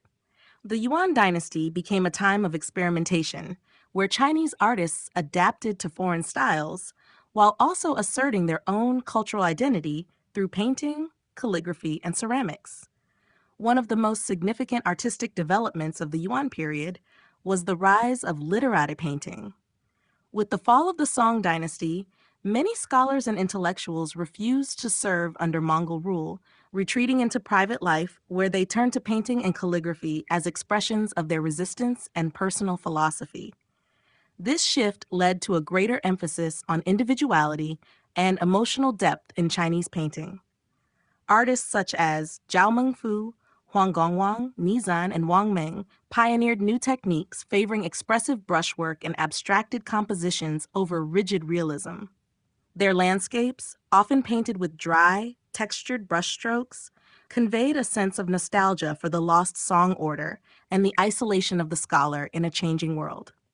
Zhao Mengfu, a former government official, blended traditional Chinese styles with elements of Mongol influence, particularly in his horse paintings, which reflected the steppe heritage of the ruling elite. At the same time, he revitalized ancient calligraphic traditions, emphasizing fluidity and elegance in his script. His work exemplified the adaptability of Chinese artists under foreign rule, merging different influences while maintaining a strong cultural identity. In ceramics, the Yuan dynasty saw the rapid development of blue and white porcelain, which would later become one of China's most famous artistic exports. This innovation was made possible by the increased trade along the Silk Road, which brought cobalt blue pigments from Persia into China. The porcelain produced in Jingdezhen kilns featured intricate floral and geometric designs painted under a transparent glaze, marking the beginning of the iconic blue and white ceramic tradition that would reach its peak in the Ming Dynasty. Mongol rule also encouraged artistic diversity by integrating influences from Central Asia, Persia, and the Islamic world. Chinese artisans incorporated new motifs, such as cloud patterns, scrolling vines, and arabesques, into their paintings, textiles, and ceramics. This fusion of styles reflected the cosmopolitan nature of the Yuan court, where Persian, Tibetan, and Chinese artists worked side by side. Despite political upheaval, the Yuan dynasty was a transformative period in Chinese art. It saw the emergence of a more personal, expressive artistic style while also laying the foundation for later innovations in ceramics and painting. The creative adaptations made by Yuan artists ensured the survival and evolution of Chinese artistic traditions, influencing generations to come. The impact of foreign styles. During the Yuan dynasty, 1271 to 1368 CE, China experienced an unprecedented level of cultural exchange due to Mongol rule and the expansion of the Silk Road. The Mongols, who controlled a vast empire stretching from China to Eastern Europe, facilitated interactions between diverse artistic traditions, bringing influences from Central Asia, Persia, and the Islamic world into Chinese art. As a result, Yuan artists incorporated foreign styles into painting, ceramics, textiles, and decorative arts, leading to a period of artistic experimentation and innovation. One of the most visible foreign influences appeared in blue and white porcelain, which became one of China's most celebrated artistic achievements. The introduction of cobalt blue, a pigment imported from Persia, allowed Chinese artisans to develop striking new ceramic designs. The porcelain produced in the Jingdezhen kilns featured intricate floral, arabesque, and geometric patterns that reflected Islamic artistic traditions while maintaining traditional Chinese forms. This fusion of styles set the foundation for the widespread popularity of blue and white porcelain in later dynasties, particularly during the Ming and Qing periods. In painting, foreign elements were subtly integrated into Chinese artistic traditions. Zhao Mengfu, a leading painter and calligrapher of the Yuan era, incorporated Mongol themes into his works, particularly in his horse paintings, which reflected the nomadic heritage of the ruling elite. Unlike earlier depictions of horses, which were often rigid and formal, Zhao's horses conveyed movement and vitality, resembling styles found in Persian and Central Asian art. Additionally, landscape painting saw new influences in composition and perspective, with some artists adopting a more decorative approach inspired by Islamic and Tibetan aesthetics. Textile arts and decorative patterns also absorbed foreign motifs, particularly those from Persia and the Middle East. Chinese silk weavers began incorporating scrolling vines, intricate cloud patterns, and arabesques, which were previously uncommon in traditional Chinese designs. These patterns were not only used in textiles, but also appeared in lacquerware, metalwork, and architectural ornamentation. The Yuan court, with its diverse cultural environment, encouraged this blending of artistic traditions, resulting in a unique synthesis of styles. Despite these foreign influences, Chinese artists maintained their cultural identity by adapting new elements rather than fully adopting foreign artistic conventions. The literati painters of the Yuan dynasty, such as Huang Gongwang, Ni Zan, and Wang Ming, continued to emphasize personal expression and philosophical depth in their work, ensuring that Chinese artistic traditions remained distinct. Their paintings, though influenced by new ideas, retained the core principles of Song dynasty brushwork and composition. The impact of foreign styles during the Yuan dynasty marked a significant turning point in Chinese art, demonstrating its ability to evolve while preserving its fundamental aesthetic values. This era of artistic fusion laid the groundwork for further developments in later dynasties, proving that Chinese art could absorb outside influences while remaining uniquely its own. Blue and white porcelain. The Yuan dynasty, 1271 to 1368 CE, marked the beginning of one of China's most iconic ceramic traditions, blue and white porcelain. This innovation, which combined Chinese craftsmanship with foreign influences, became one of the most sought-after artistic exports in the world. The development of blue and white porcelain was made possible by the introduction of cobalt blue pigment, a material imported from Persia via the Silk Road. When applied under a clear glaze and fired at high temperatures, this pigment created striking, vibrant designs that contrasted beautifully against the porcelain's white surface. The Jingdezhen kilns, located in Jiangxi province, became the center of blue and white porcelain production. Jingdezhen had long been known for its high-quality ceramics, but during the Yuan dynasty, potters perfected new techniques that allowed for more refined and detailed designs. The process involved painting intricate patterns with cobalt oxide before covering the piece with a layer of transparent glaze and firing it at extremely high temperatures. This method not only ensured the durability of the porcelain, but also gave the designs a luminous, almost ethereal quality. The motifs found on Yuan blue and white porcelain reflected a blend of Chinese and Islamic artistic traditions. Many designs featured floral patterns, scrolling vines, lotus blossoms, and cloud motifs, all of which were popular in Persian and Middle Eastern art. At the same time, traditional Chinese elements such as dragons, phoenixes, and landscapes remained prominent. This fusion of styles reflected the cosmopolitan nature of the Yuan court, which encouraged artistic exchange between East and West.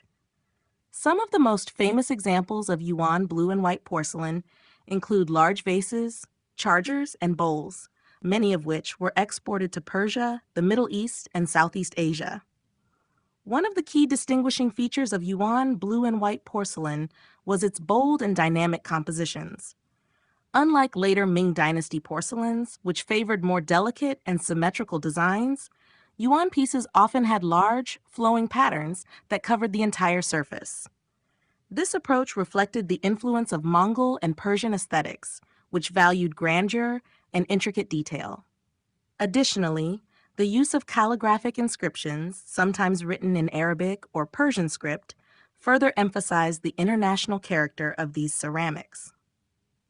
Though blue and white porcelain was initially produced in limited quantities during the Yuan dynasty, it laid the foundation for what would become one of China's most famous ceramic traditions.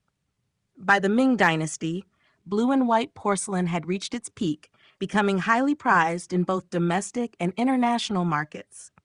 The innovations of Yuan potters not only revolutionized Chinese ceramics, but also influenced global porcelain production for centuries to come, making blue and white porcelain one of China's most enduring artistic legacies. The role of literati artists during the Yuan dynasty, 1271 to 1368 CE, the role of literati artists became more pronounced as scholar officials who had traditionally served in government found themselves excluded from political life under Mongol rule. Many of these intellectuals turned to painting, calligraphy, and poetry as a means of self-expression, using art to assert their cultural identity and philosophical ideals. Their works emphasized personal expression over technical perfection, setting them apart from professional court artists who created art for the imperial elite. Literati artists were deeply influenced by the philosophical principles of Taoism and Confucianism, which emphasized simplicity, spontaneity, and introspection. Rather than striving for photorealistic depictions, they sought to convey mood, emotion, and the essence of a subject. Their paintings, often in the form of landscapes, reflected their longing for a lost era and their withdrawal from a society dominated by foreign rulers. Many literati artists rejected the decorative styles of previous dynasties, favoring expressive brushwork, monochromatic ink washes, and empty spaces to evoke a sense of solitude and contemplation. Among the most influential literati painters of the Yuan period were Zhao Mengfu, Huang Gongwang, Nizan, and Wang Meng. Zhao Mengfu, a former government official, played a crucial role in reviving the traditions of earlier Chinese painting and calligraphy. His landscapes combined Song Dynasty techniques with new experimental brushwork, emphasizing simplicity and elegance. He also introduced more expressive line work in calligraphy, inspiring later generations of scholar artists. Huang Gongwang, another significant figure, is best known for his monumental landscape painting, Dwelling in the Fujian Mountains. This work epitomizes the literati approach, using textured brushstrokes and layered washes of ink to create a rhythmic and naturalistic representation of the landscape. His emphasis on spontaneity and unrestrained brush movement became a defining characteristic of literati painting. Nizan, in contrast, took a more minimalist approach. His landscapes often featured isolated scholars, barren trees, and vast empty spaces, symbolizing detachment from worldly concerns. His restrained use of ink and deliberate economy of detail embodied the literati ideals of simplicity and introspection. Through their works, Yuan literati artists transformed Chinese painting into an intellectual pursuit rather than a mere visual art form. Their influence extended far beyond their own time, shaping the aesthetics of later dynasties, particularly the Ming and Qing. By prioritizing individual expression and philosophical depth, these artists redefined the purpose of art, ensuring that it remained a medium for personal and cultural resilience during times of political uncertainty.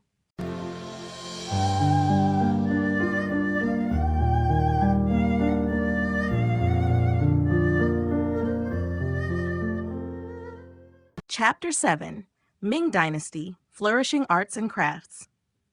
The Ming Dynasty, 1368 to 1644, was a period of artistic prosperity and refinement, marked by a revival of classical Chinese traditions and a flourishing of crafts.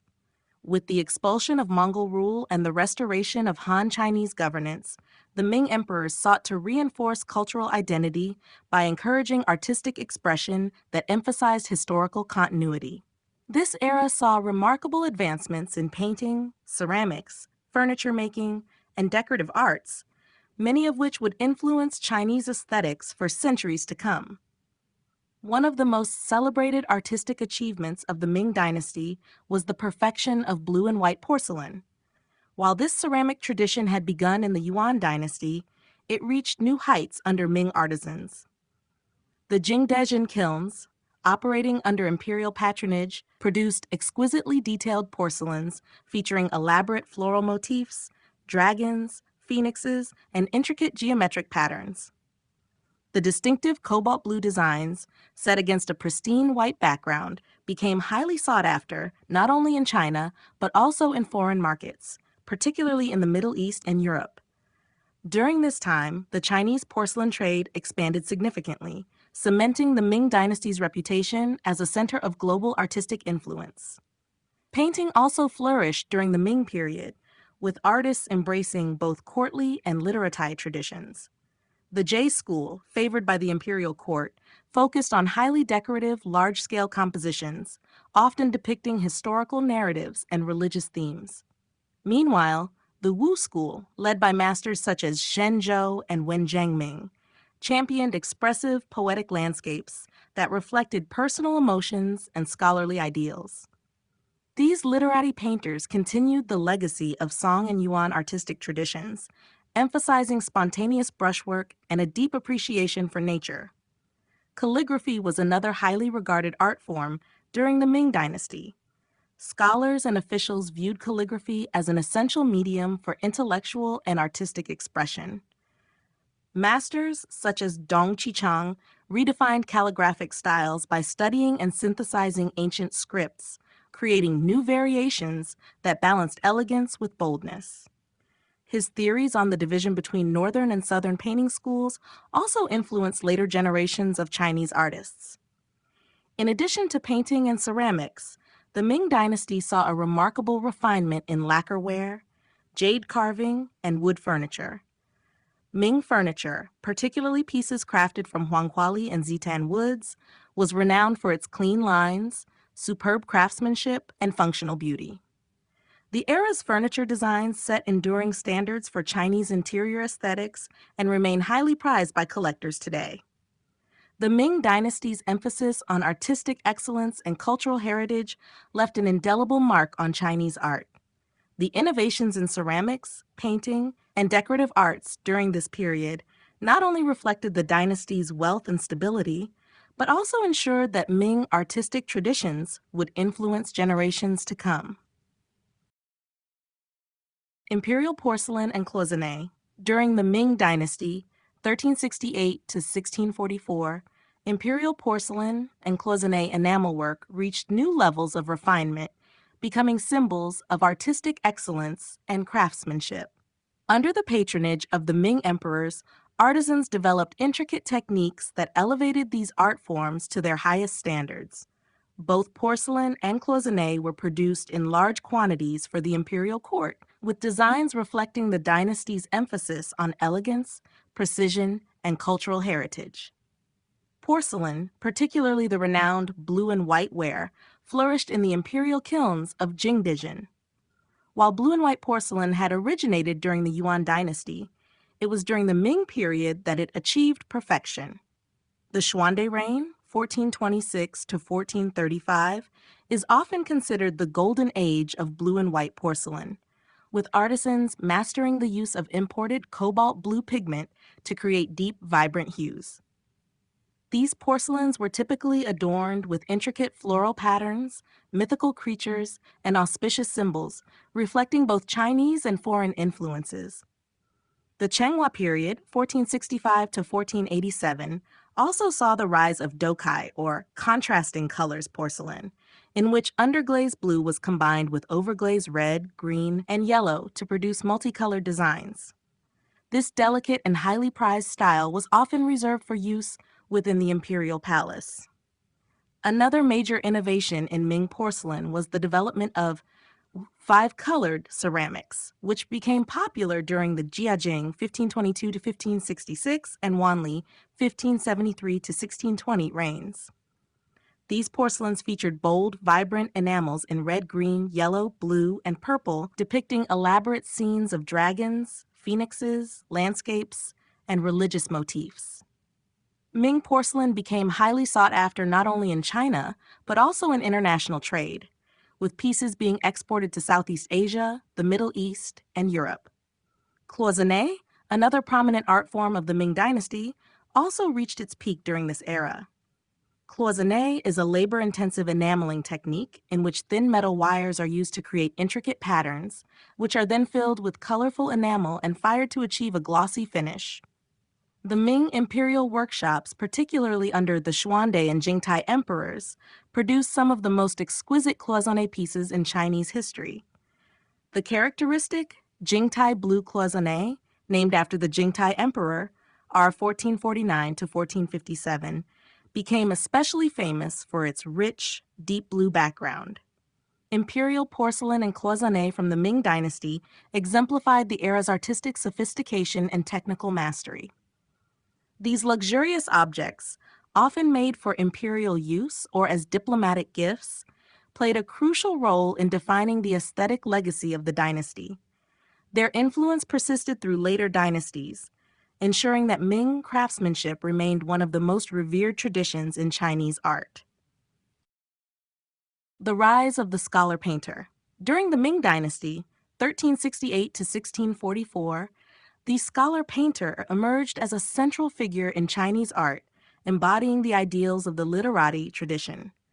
Scholar painters, often members of the educated elite, practiced painting, calligraphy, and poetry as means of personal expression and intellectual pursuit. Unlike professional artists who catered to the demands of the court or the market, scholar painters viewed their art as a reflection of their moral character and philosophical beliefs. This shift towards individualism and self-expression marked a significant evolution in Chinese artistic culture. The rise of the scholar painter was influenced by the legacy of Yuan dynasty literati artists, who had turned to art as a form of resistance against Mongol rule. In the Ming period, these traditions were revived and expanded, with scholars integrating classical themes, historical references, and personal emotions into their works. Painting and calligraphy became intertwined, with inscriptions and poems often accompanying visual compositions to provide deeper insight into the artist's thoughts and experiences. One of the most prominent figures of this movement was Shen Zhou, a founding member of the Wu School based in Suzhou. Shen Zhou's landscapes and ink paintings emphasized spontaneity, simplicity, and a deep connection to nature. His works, such as Poet on a Mountain Top, combined poetic inscriptions with serene landscapes, highlighting the harmony between humanity and the natural world. Shen Zhou's emphasis on self-expression and lyrical brushwork influenced many subsequent artists, establishing the Wu School as a hub of literary culture. Another influential scholar painter was Wen Zhengming, also associated with the Wu School. Wen was renowned for his meticulous brushwork and mastery of various painting styles, from landscapes to bird and flower compositions. His calligraphy, inspired by the classical styles of the Tang and Song dynasties, reflected his scholarly erudition and commitment to traditional values. Wen Zhengming's paintings often included detailed inscriptions, serving as a dialogue between image and text that invited viewers to contemplate both the visual beauty and the underlying meaning of his work. In the latter part of the Ming Dynasty, artists like Dong Qichang revolutionized the theoretical foundations of painting. Dong Qichang's Southern and Northern schools theory distinguished between spontaneous, expressive painting, Southern, and precise, disciplined painting, Northern, advocating for the former as a means of true artistic expression. His landscapes, characterized by bold brushstrokes and simplified forms, exemplified his belief in the importance of capturing the artist's inner spirit rather than merely imitating nature. The rise of the scholar painter during the Ming Dynasty transformed Chinese art into a medium of philosophical exploration and personal expression. By blending painting, poetry, and calligraphy, these artists enriched the cultural landscape and set the stage for the continued evolution of literati art in the Qing dynasty and beyond. Furniture and decorative arts. The Ming Dynasty, 1368 to 1644, was a golden age for Chinese furniture and decorative arts, characterized by a refined aesthetic that balanced simplicity, elegance, and functionality. Ming artisans perfected woodworking techniques, developed distinctive furniture styles, and created decorative objects that reflected the dynasty's artistic and cultural ideals. The emphasis on natural beauty, harmonious proportions, and superior craftsmanship defined this period and influenced later generations of Chinese and international designers. One of the hallmarks of Ming furniture was its use of hardwoods, particularly huanghuili and zitan. These woods, prized for their durability, fine grain, and rich coloration, were often left unadorned to highlight their natural beauty. Unlike earlier styles that relied on heavy ornamentation, Ming furniture embraced clean lines and graceful curves, creating an understated elegance that prioritized form and function. The mortise and tenon joinery technique, which allowed pieces to be assembled without nails or screws, demonstrated the ingenuity of Ming craftsmen and contributed to the furniture's longevity. Ming furniture designs often followed principles of Confucian and Taoist philosophy, emphasizing balance, symmetry, and harmony with nature. Chairs, tables, cabinets, and screens were crafted with a sense of proportion that reflected the ideals of a cultured and orderly lifestyle. The yoke-back chair, kunmoyi, for instance, became an iconic form, symbolizing status and refinement. Similarly, folding stools, canopy beds, and altar tables showcase both practical utility and aesthetic sophistication. Many pieces were adorned with subtle carvings or inlays of jade, mother of pearl, or lacquer, adding delicate decorative elements without overwhelming the purity of the design. Beyond furniture, decorative arts flourished in the Ming Dynasty, encompassing a wide range of objects such as lacquerware, jade carvings, cloisonné, and embroidered textiles. Lacquerware, known for its deep, glossy finish and intricate designs, reached new levels of artistry during this period. Red carved lacquer, in particular, was highly prized for its detailed relief scenes depicting landscapes, mythological figures, and floral motifs. Jade carving, another significant art form, continued to embody notions of purity and immortality, with Ming artisans creating refined, small-scale sculptures, scholars' objects, and ritual items. Textiles and ceramics also played a key role in Ming decorative arts. Luxurious silk brocades and embroideries, often featuring auspicious symbols and intricate patterns, were produced for the imperial court and elite households. Meanwhile, blue and white porcelain from Jingdezhen remained a staple of Ming artistry, with new color palettes such as wukai, five-colored porcelain, emerging as popular decorative styles. The Ming Dynasty's contributions to furniture and decorative arts left an enduring legacy, influencing later Qing Dynasty designs and inspiring furniture makers worldwide. The timeless elegance, craftsmanship, and balance achieved in these works continue to be admired as some of the finest examples of Chinese artistic tradition.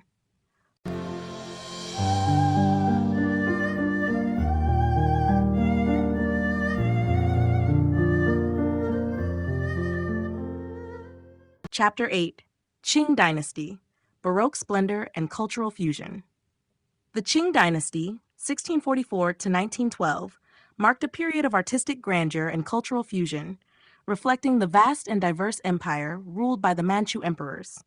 Unlike the restrained elegance of the Ming era, Qing art embraced opulence, intricate detailing, and a synthesis of Chinese and foreign influences.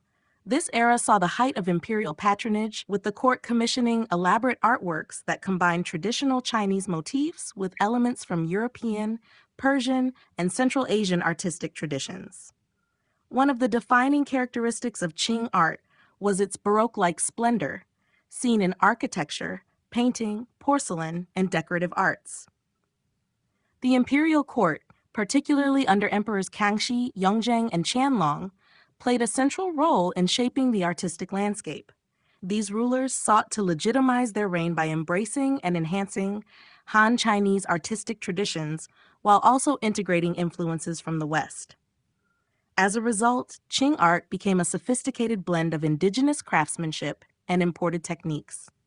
Porcelain production reached new heights during the Qing dynasty, with the Jingdezhen kilns producing some of the most exquisite ceramics in Chinese history. While blue and white porcelain remained popular, new styles such as famille rose, fencai, wukai introduced softer, more delicate color palettes inspired by European enamel techniques. These porcelains featured elaborate floral, figural, and landscape motifs, often commissioned by the court for both domestic use and international trade. Painting in the Qing period was marked by both continuity and innovation. While literati painters like Bada Shanren and Shitao continued the expressive brushwork traditions of the Ming dynasty, the imperial court favored more decorative and narrative-driven compositions. The court painter Castiglione, Lang Shining, an Italian Jesuit, introduced Western perspective, shading, and oil painting techniques, creating hybrid works that combined European realism with traditional Chinese subject matter. This blending of styles resulted in highly detailed portraits, landscape scenes, and depictions of court life that reflected the cosmopolitan nature of the Qing court. Beyond painting and porcelain, the Qing dynasty saw a flourishing of lacquerware, jade carving, and textile production. The imperial workshops produced elaborate objects adorned with gold, silver, and gemstones, catering to the court's taste for luxury. Carved lacquer screens, embroidered silk robes, and intricately decorated furniture exemplified the dynasty's aesthetic of abundance and grandeur. Qing rulers also embraced Tibetan Buddhist art, commissioning massive thangkas, gilded bronze statues, and monastery murals that demonstrated their patronage of diverse religious traditions. The Qing dynasty's approach to art and design reflected the empire's expansive reach and its engagement with global artistic currents. While deeply rooted in Chinese tradition, Qing art also showcased a remarkable adaptability, absorbing and transforming foreign influences into a unique and lavish aesthetic that defined the final imperial era of China. Court patronage and the influence of Western art during the Qing dynasty, 1644 to 1912, court patronage played a crucial role in shaping the artistic landscape of China. The emperors, particularly Kangxi, Yongzheng, and Qianlong, were great connoisseurs of art and actively supported the production of paintings, porcelain, decorative arts, and architecture. Their patronage not only sustained traditional Chinese artistic practices, but also introduced new elements, particularly those influenced by Western art. The Qing court was cosmopolitan, embracing artistic techniques and aesthetics from Europe, leading to a unique fusion of Chinese and Western styles. One of the most prominent areas where Western influence was visible was in painting. The Jesuit missionaries, invited to the imperial court as advisors, brought with them European artistic techniques such as linear perspective, chiaroscuro, light and shadow effects, and oil painting. Among them, the Italian painter Giuseppe Castiglione, Lang Shining, became a favored court artist. His works blended European realism with traditional Chinese brushwork, creating paintings that featured lifelike depth and shading while maintaining Chinese compositional principles. His portraiture of emperors and court figures introduced a new level of realism that had not been seen in earlier Chinese art. Beyond painting, architectural projects also reflected Western influence. The Old Summer Palace, Yuanmingyuan, a vast imperial garden complex, included structures designed with European-style arches, fountains, and decorative elements, particularly under Qianlong's rule. The European-style pavilions, designed by Jesuit architects, stood in contrast to the traditional Chinese pavilions, demonstrating the Qing emperor's fascination with foreign artistic traditions. Porcelain production under imperial patronage also showcased Western influences. While blue and white porcelain remained a staple, new styles such as famille rose and famille verte developed with softer hues and detailed European-inspired floral motifs. The Qianlong Emperor, in particular, commissioned porcelain with Western-style enameled paintings and even pieces that imitated the look of glass and metalwork, reflecting his appreciation for foreign craftsmanship. Western artistic influence extended into court decorative arts and textiles. Qing emperors favored embroidered robes and tapestries that incorporated imported floral and geometric designs. Clockmaking also became popular at the imperial court, with European clockmakers producing elaborate timepieces decorated with Chinese motifs, blending technical innovation with artistic luxury. Despite these foreign influences, Qing court art never lost its Chinese essence. The emperors carefully integrated Western elements without compromising traditional aesthetics, resulting in a refined, hybrid artistic language that was both innovative and deeply rooted in Chinese heritage. This fusion of East and West not only enriched Qing art, but also reflected the dynasty's engagement with a rapidly globalizing world. Innovations in porcelain and enamelware. The Qing dynasty, 1644 to 1912, witnessed remarkable advancements in porcelain and enamelware, driven by imperial patronage and technical innovations. Under the reigns of Kangxi, Yongzheng, and Qianlong, porcelain production at the Jingdezhen kilns reached unprecedented levels of refinement, with artisans experimenting with new glazing techniques, colors, and decorative motifs. Enamelware, particularly cloisonné, also flourished, showcasing intricate craftsmanship and a growing influence from Western artistic traditions. These innovations not only elevated Chinese ceramics and enamel work, but also solidified their status as highly sought-after luxury goods in both domestic and international markets. One of the most significant innovations in Qing porcelain was the development of famille verte, famille rose, and famille noire color palettes. Famille verte, introduced during the Kangxi period, featured vibrant green enamels combined with intricate floral and landscape motifs. Later, under Yongzheng, famille rose emerged, characterized by soft pink hues derived from colloidal gold. This palette allowed for greater shading and a more delicate, painterly effect, making it highly prized by collectors. Famille noire, a rarer technique, featured striking black glazed backgrounds that enhanced the brilliance of painted decorations. These new color palettes represented a shift toward more elaborate, colorful designs that reflected both Chinese artistic traditions and European influences. Another major innovation in Qing porcelain was faux finishes that imitated other materials such as lacquer, wood, and bronze. These highly sophisticated pieces demonstrated the technical mastery of Qing artisans, who could replicate the appearance of carved lacquer or aged bronze while maintaining the lightness and translucency of porcelain. Additionally, the development of reticulated porcelain, or openwork designs, allowed artisans to create multi-layered pieces with intricate cutouts, adding to the visual complexity and elegance of the ceramics. Enamelware, particularly cloisonné, also reached new heights during the Qing dynasty. Cloisonné involved filling metal compartments with enamel paste, then firing and polishing the surface to achieve a smooth, luminous finish. During the Qianlong period, cloisonné pieces became more elaborate, often featuring intricate scrolling patterns, auspicious symbols, and Western-inspired floral motifs. Artisans also perfected painted enamelware, known as yangkai, which involved painting delicate designs on a metal or porcelain surface using European-style shading techniques. This method, introduced by Jesuit artists at the imperial court, created porcelain pieces with a strikingly naturalistic effect. The innovations in porcelain and enamelware during the Qing dynasty reflected a period of artistic experimentation and global influence.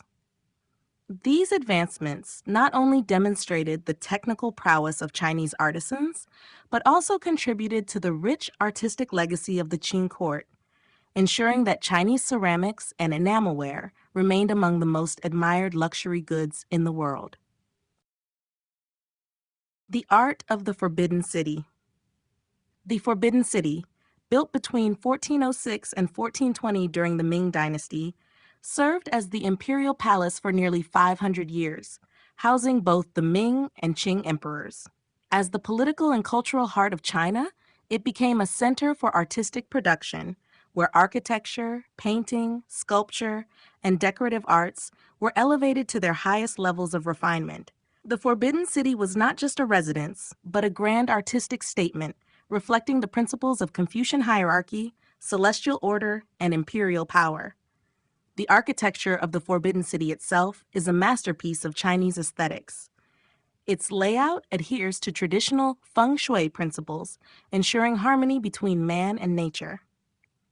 The grand halls, pavilions, and courtyards are arranged along a central axis, symbolizing the emperor's role as the mediator between heaven and earth. The use of yellow glazed tiles, a color reserved exclusively for the emperor, and red lacquered walls emphasized imperial authority. Intricately carved wooden beams, adorned with motifs of dragons, phoenixes, and auspicious symbols, showcased the finest craftsmanship of the time. Inside the Forbidden City, the artistic treasures were just as impressive as the architecture. The imperial court commissioned the finest painters to create court paintings, which depicted historical events, imperial portraits, and elaborate landscapes. These paintings followed classical Chinese artistic traditions, but often incorporated Western techniques introduced by Jesuit artists, such as shading and perspective, particularly during the Qing dynasty.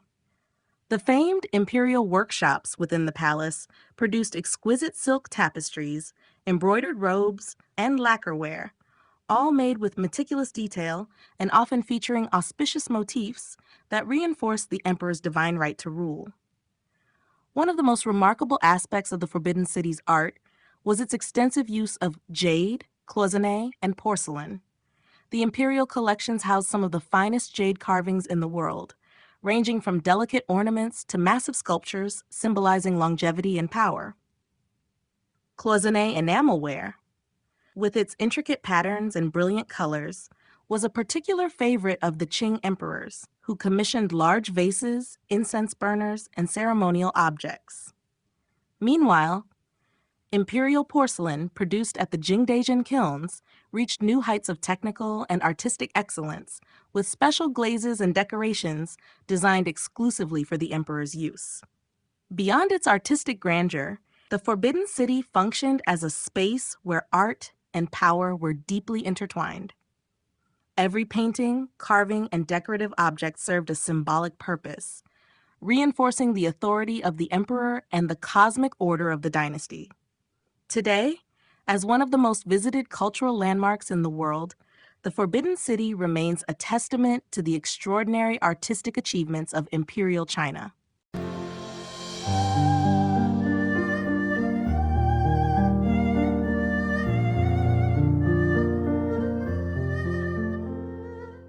Chapter 9. The Modern Transformation, 20th and 21st Century. The 20th and 21st centuries brought dramatic transformations to Chinese art, reflecting the country's shifting political, social, and economic landscape. From the fall of the Qing dynasty in 1912 to the rise of contemporary Chinese artists on the global stage, Chinese art has undergone profound changes while maintaining connections to its rich historical traditions. The early 20th century was marked by a struggle between tradition and modernity. The collapse of imperial rule and the emergence of the Republic of China in 1912 led to an artistic shift influenced by Western techniques and ideologies. Artists such as Xu Beihong and Liu Has pioneered the fusion of Western realism with traditional Chinese painting, introducing concepts like anatomical accuracy and perspective to Chinese art. The New Culture movement of the 1910s and 1920s encouraged a reevaluation of classical forms, pushing artists to explore new media and themes. The founding of the People's Republic of China in 1949 ushered in a new era of state-controlled art. Under Mao Zedong, art became a tool of political propaganda, promoting socialist realism that glorified workers, soldiers, and peasants. Traditional ink painting was discouraged in favor of large-scale oil paintings and posters that aligned with communist ideology. Artists were expected to serve the state, producing imagery that reinforced national unity and revolutionary ideals. However, some painters, such as Qi Baishi, managed to continue working in traditional styles, subtly preserving China's artistic heritage amidst political constraints. The late 20th century saw a dramatic loosening of artistic restrictions following China's economic reforms under Deng Xiaoping. The 1980s and 1990s witnessed the rise of avant-garde art movements, where artists such as Zhang Xiaogang, Ai Weiwei, and Yu Minjin challenged conventions through experimental works that critiqued history, identity, and globalization. Performance art, conceptual installations, and political satire became key elements of contemporary Chinese art. Today, in the 21st century, Chinese artists are recognized on the international stage, with major exhibitions in global institutions such as the Metropolitan Museum of Art and the Tate Modern. Cities like Beijing, Shanghai, and Hong Kong have thriving art scenes, with contemporary galleries showcasing innovative works that blend tradition with modern expression. Digital media, AI-generated art, and urban street art have also become prominent, reflecting China's rapid technological advancements. Despite these transformations, modern Chinese art remains deeply rooted in its past. Many contemporary artists continue to draw inspiration from calligraphy, ink painting, and traditional philosophy, proving that even in an era of rapid change, China's artistic heritage continues to evolve while honoring its millennia-old legacy. The impact of Westernization and revolution. The 20th century brought unprecedented changes to Chinese art, as Western influences and political upheavals reshaped traditional artistic practices. From the late Qing dynasty through the Republican era and into the rise of Communist China, artists navigated a shifting landscape of cultural exchange, ideological control, and revolutionary fervor. These changes led to both the adaptation and disruption of centuries-old artistic traditions, paving the way for modern Chinese art as it is known today. The late Qing dynasty, 1644 to 1912, saw the first major wave of Westernization in Chinese art. As China engaged in diplomacy and trade with Europe and the United States, Western artistic techniques, such as linear perspective, shading, and oil painting, began to influence Chinese artists. Missionary schools and art academies introduced European styles, and artists like Gao Jianfu and Xu Beihong sought to blend these techniques with traditional Chinese painting. Xu Beihong, in particular, championed the use of realism and anatomy in figure painting, a stark departure from the expressive brushwork of classical ink traditions. The fall of the Qing dynasty in 1912 and the establishment of the Republic of China intensified the search for a new national artistic identity. The New Culture movement, 1910s to 1920s, which rejected Confucian traditions in favor of modernization, encouraged artists to embrace Western concepts of individualism and artistic autonomy. The introduction of Western-style art schools, such as the Shanghai Academy of Fine Arts, further cemented European artistic traditions in China. This period also saw the rise of modern ink painting, where artists retained classical materials but experimented with new compositions and themes influenced by Impressionism and modernist movements. However, the political turmoil of the Chinese Civil War, 1927 to 1949, and the victory of the Communist Party in 1949, dramatically altered the artistic landscape. Under Mao Zedong, art was strictly controlled and directed towards socialist realism, a Soviet-influenced style that glorified workers, soldiers, and communist ideals. Traditional landscape painting and calligraphy were discouraged in favor of large-scale oil paintings, murals, and propaganda posters that promoted national unity. During the Cultural Revolution, 1966 to 1976, many artists were persecuted, and classical art forms were deemed feudalistic or counter-revolutionary, leading to the destruction of countless cultural treasures. Despite these upheavals, the late 20th century saw a revival of traditional Chinese art alongside continued Western influence. With China's economic reforms in the 1980s, artists regained creative freedom, leading to a resurgence of ink painting, experimental art, and cross-cultural collaboration. The impact of Westernization and revolution, though disruptive, ultimately contributed to a more diverse and globally recognized Chinese artistic identity, blending innovation with tradition in new and compelling ways. Socialist realism and propaganda art. With the establishment of the People's Republic of China in 1949, the Communist Party sought to harness art as a tool for ideological education and mass mobilization. Under Mao Zedong's leadership, socialist realism became the dominant artistic style, inspired by the Soviet model. This state-mandated approach emphasized heroic depictions of workers, soldiers, and peasants, glorifying the Communist Party and its revolutionary ideals. Art was no longer seen as a personal or aesthetic pursuit, but as a means of shaping public consciousness and reinforcing political loyalty. Socialist realism in China favored large-scale, highly detailed, and brightly colored compositions that exuded optimism and national strength. Painters such as Dong Xiwen, known for The Founding Ceremony of the Nation, 1953, depicted Mao Zedong and other leaders in grand, triumphant scenes that celebrated the birth of the new China. Artists were expected to create uplifting and accessible imagery, avoiding abstraction or individualistic expression, which were seen as bourgeois and counter-revolutionary. The themes revolved around agricultural collectivization, industrial progress, military victories, and the unity of the Chinese people under communist leadership. Propaganda art flourished in various forms, including posters, murals, sculptures, and revolutionary operas. During the Cultural Revolution, 1966 to 1976, the use of visual propaganda intensified as Mao's government sought to eradicate traditional and capitalist influences. The famous Lei Feng Feng campaign, for instance, portrayed Lei Feng, a selfless soldier, as an ideal communist role model, and his image was widely reproduced in posters, paintings, and even comic books. Another iconic example is the numerous red and gold posters featuring Mao's image, often surrounded by adoring workers and farmers, symbolizing his role as the great leader of the nation. The influence of Soviet art styles extended beyond painting and posters. Sculpture and public monuments played a crucial role in reinforcing communist values. Statues of Mao Zedong, heroic soldiers, and factory workers were erected in major cities, embodying the spirit of collectivism and progress. These artworks often depicted figures in dynamic poses, gazing toward a bright socialist future.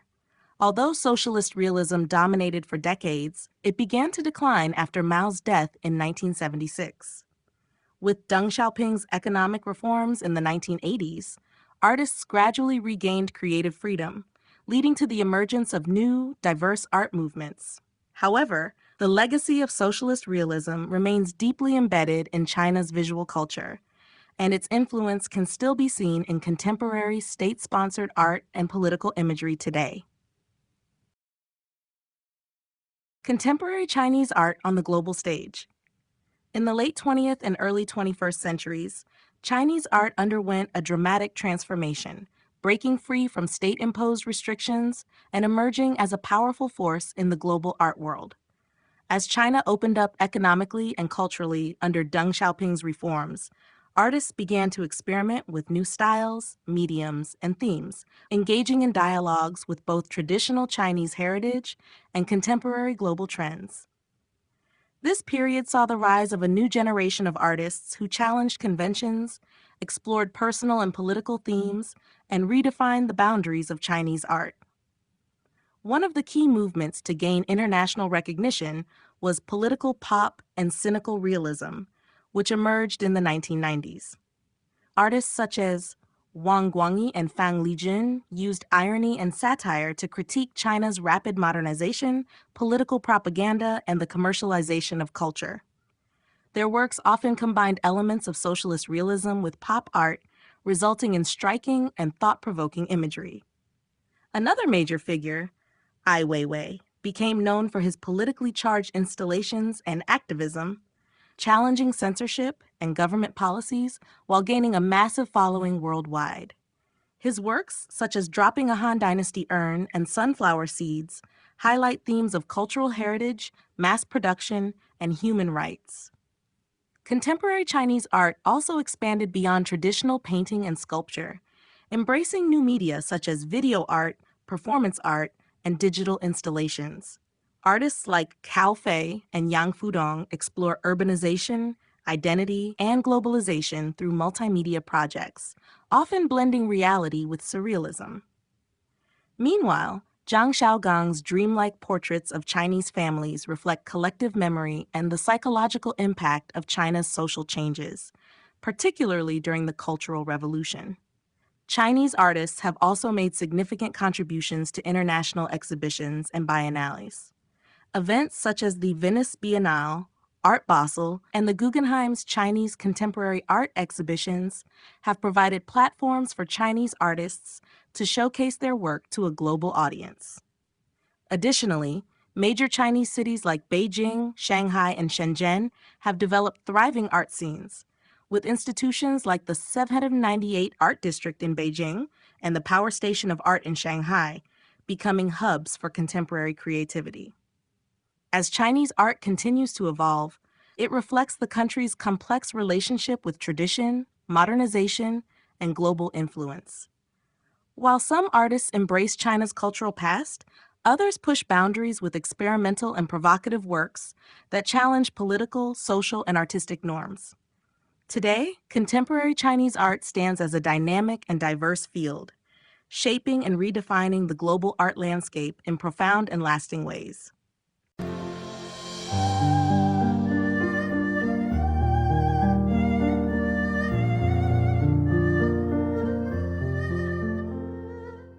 Chapter 10: The Legacy of Chinese Art.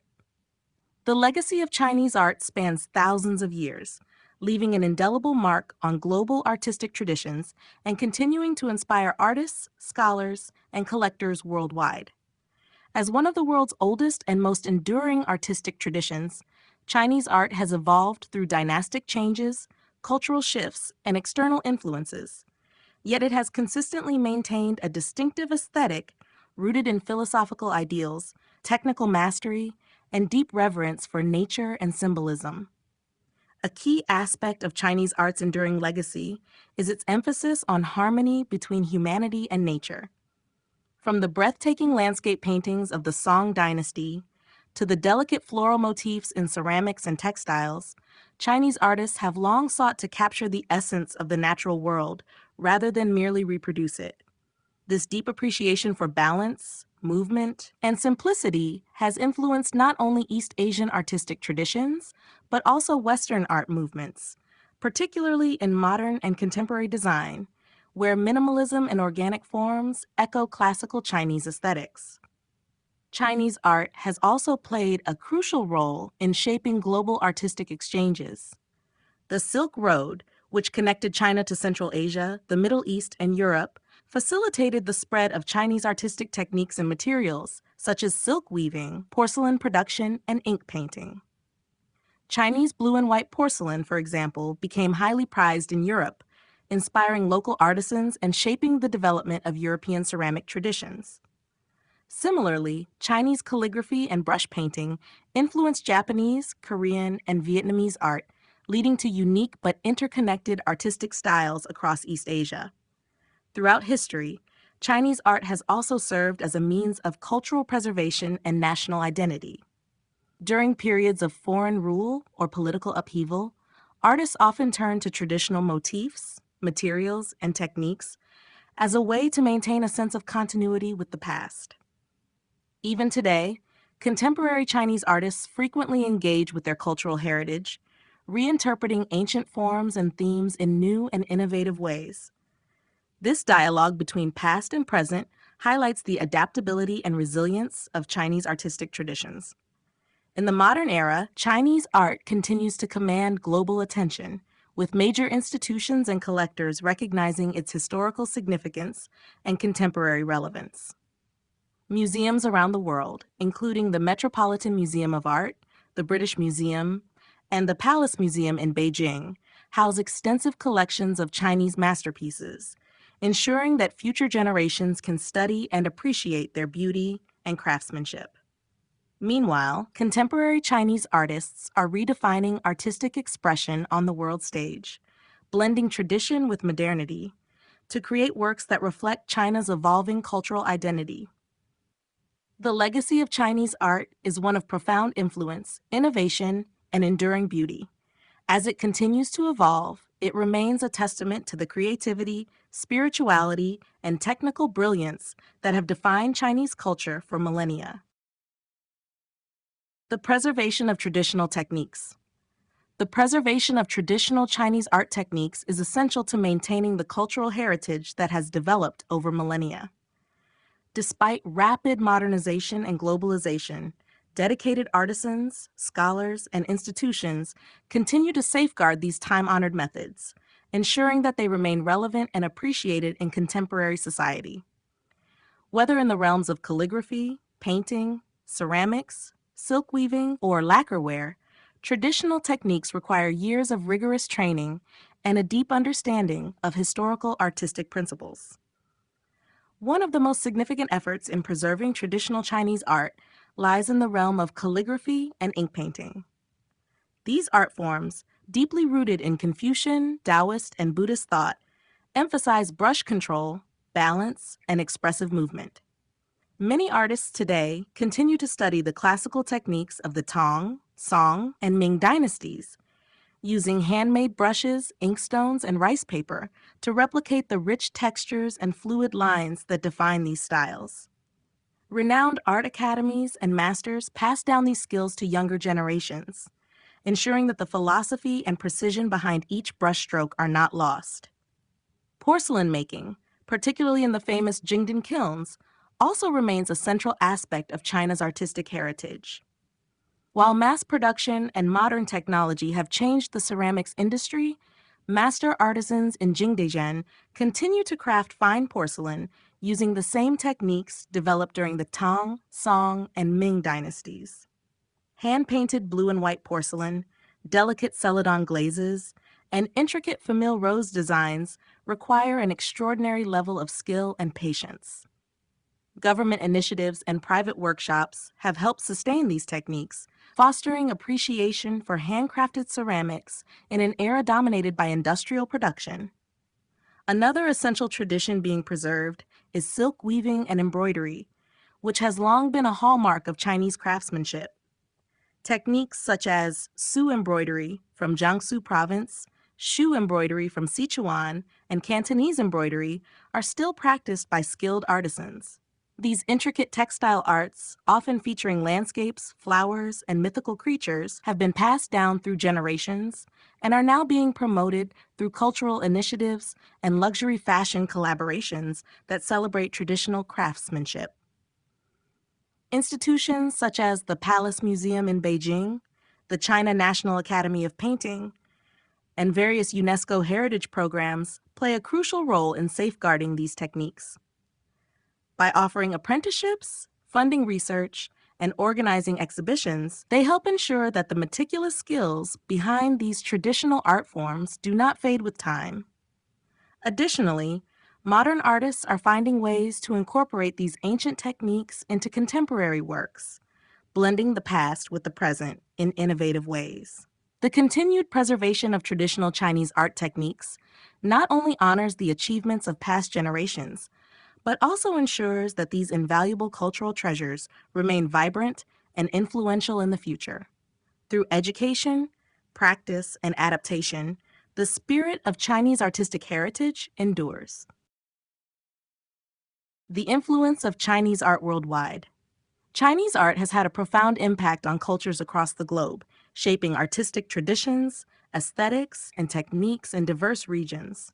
From ancient trade routes like the Silk Road to contemporary global exhibitions, Chinese artistic principles have inspired and influenced artists, craftsmen, and collectors worldwide.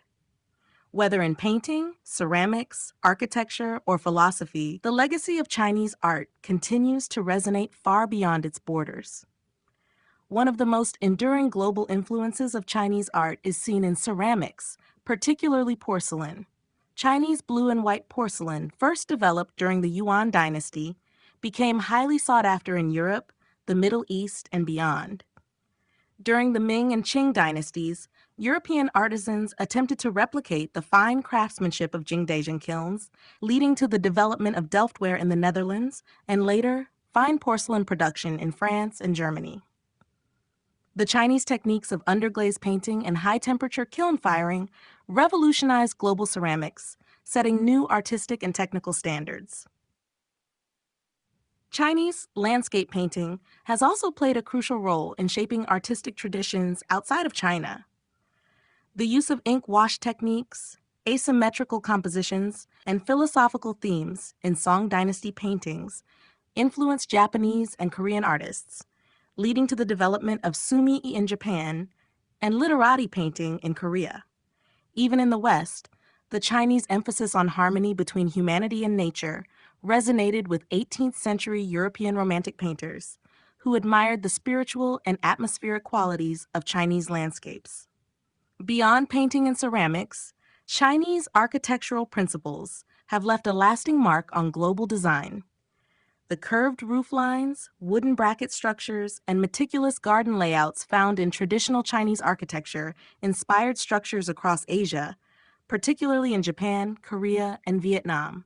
Elements of Chinese garden design, such as rock formations, water features, and carefully placed pavilions, influenced landscape architects in the West, leading to the incorporation of Chinese-style gardens in England, France, and North America during the 18th and 19th centuries. In the modern era, Chinese artistic concepts continue to influence global contemporary art. Renowned Chinese artists, such as Ai Weiwei, Xu Bing, and Kai Guoqiang, have gained international recognition, using traditional materials and philosophies in innovative and politically charged works. Their art, exhibited in major museums and galleries worldwide, has introduced broader audiences to the depth and complexity of Chinese aesthetics. Through centuries of trade, diplomacy, and artistic exchange, Chinese art has left an indelible mark on global culture. Whether through ancient porcelain, landscape painting, or contemporary installations, the artistic traditions of China continue to inspire and evolve, demonstrating the universal appeal and enduring significance of Chinese creativity. The future of Chinese art in a globalized world. As China continues to assert itself on the global stage, its art is evolving in response to rapid modernization, technological advancements, and increased international exchange. The future of Chinese art lies at the intersection of tradition and innovation, where ancient techniques coexist with cutting-edge digital media and local narratives merge with global influences. With a growing number of Chinese artists gaining international recognition and the country's art market expanding, Chinese art is poised to play an even greater role in shaping the global cultural landscape. One of the defining characteristics of contemporary Chinese art is its ability to reinterpret traditional elements in a modern context. Many artists continue to draw inspiration from classical ink painting, calligraphy, and ceramics while experimenting with new materials and forms. The revival of shanshui, landscape painting, in digital art, for example, blends ancient aesthetic principles with new technologies such as virtual reality and artificial intelligence. By integrating the past with the present, Chinese artists ensure that their heritage remains relevant in a fast-changing world. The expansion of China's art market and the rise of new artistic hubs are also influencing the future of Chinese art. While Beijing and Shanghai remain the country's cultural centers, cities like Shenzhen and Chengdu are emerging as vibrant artistic hotspots.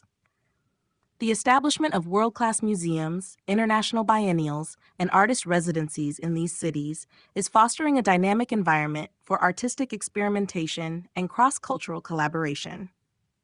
Additionally, China's expanding network of collectors and investors has positioned the country as a key player in the global art economy, driving demand for both contemporary and historical works. At the same time, Chinese artists are engaging with pressing social and political themes, addressing issues such as environmental concerns, urbanization, and globalization. Artists like Ai Weiwei have used their work to challenge political and cultural boundaries, gaining worldwide attention for their bold statements. Others explore identity and diaspora, reflecting the experiences of Chinese communities around the world. As China's role in global affairs continues to evolve, its artists will likely contribute to broader conversations on cultural exchange, social justice, and technological transformation. Digitalization and new media are also shaping the future of Chinese art. Advances in NFTs, non-fungible tokens, AI-generated art, and blockchain technology are changing how artists create and distribute their work. Chinese digital artists are embracing these innovations, pushing the boundaries of artistic expression and redefining what it means to be an artist in the 21st century. As Chinese art moves forward, it remains deeply rooted in tradition while embracing new possibilities. By navigating the complexities of globalization, technological advancement, and cultural heritage, Chinese artists are shaping a future where their voices are heard worldwide, ensuring that China's artistic legacy continues to thrive in the modern era. You have been listening to The Art of China, A Journey Through the Millennia, written by Haya Vent, narrated by Kara Miller.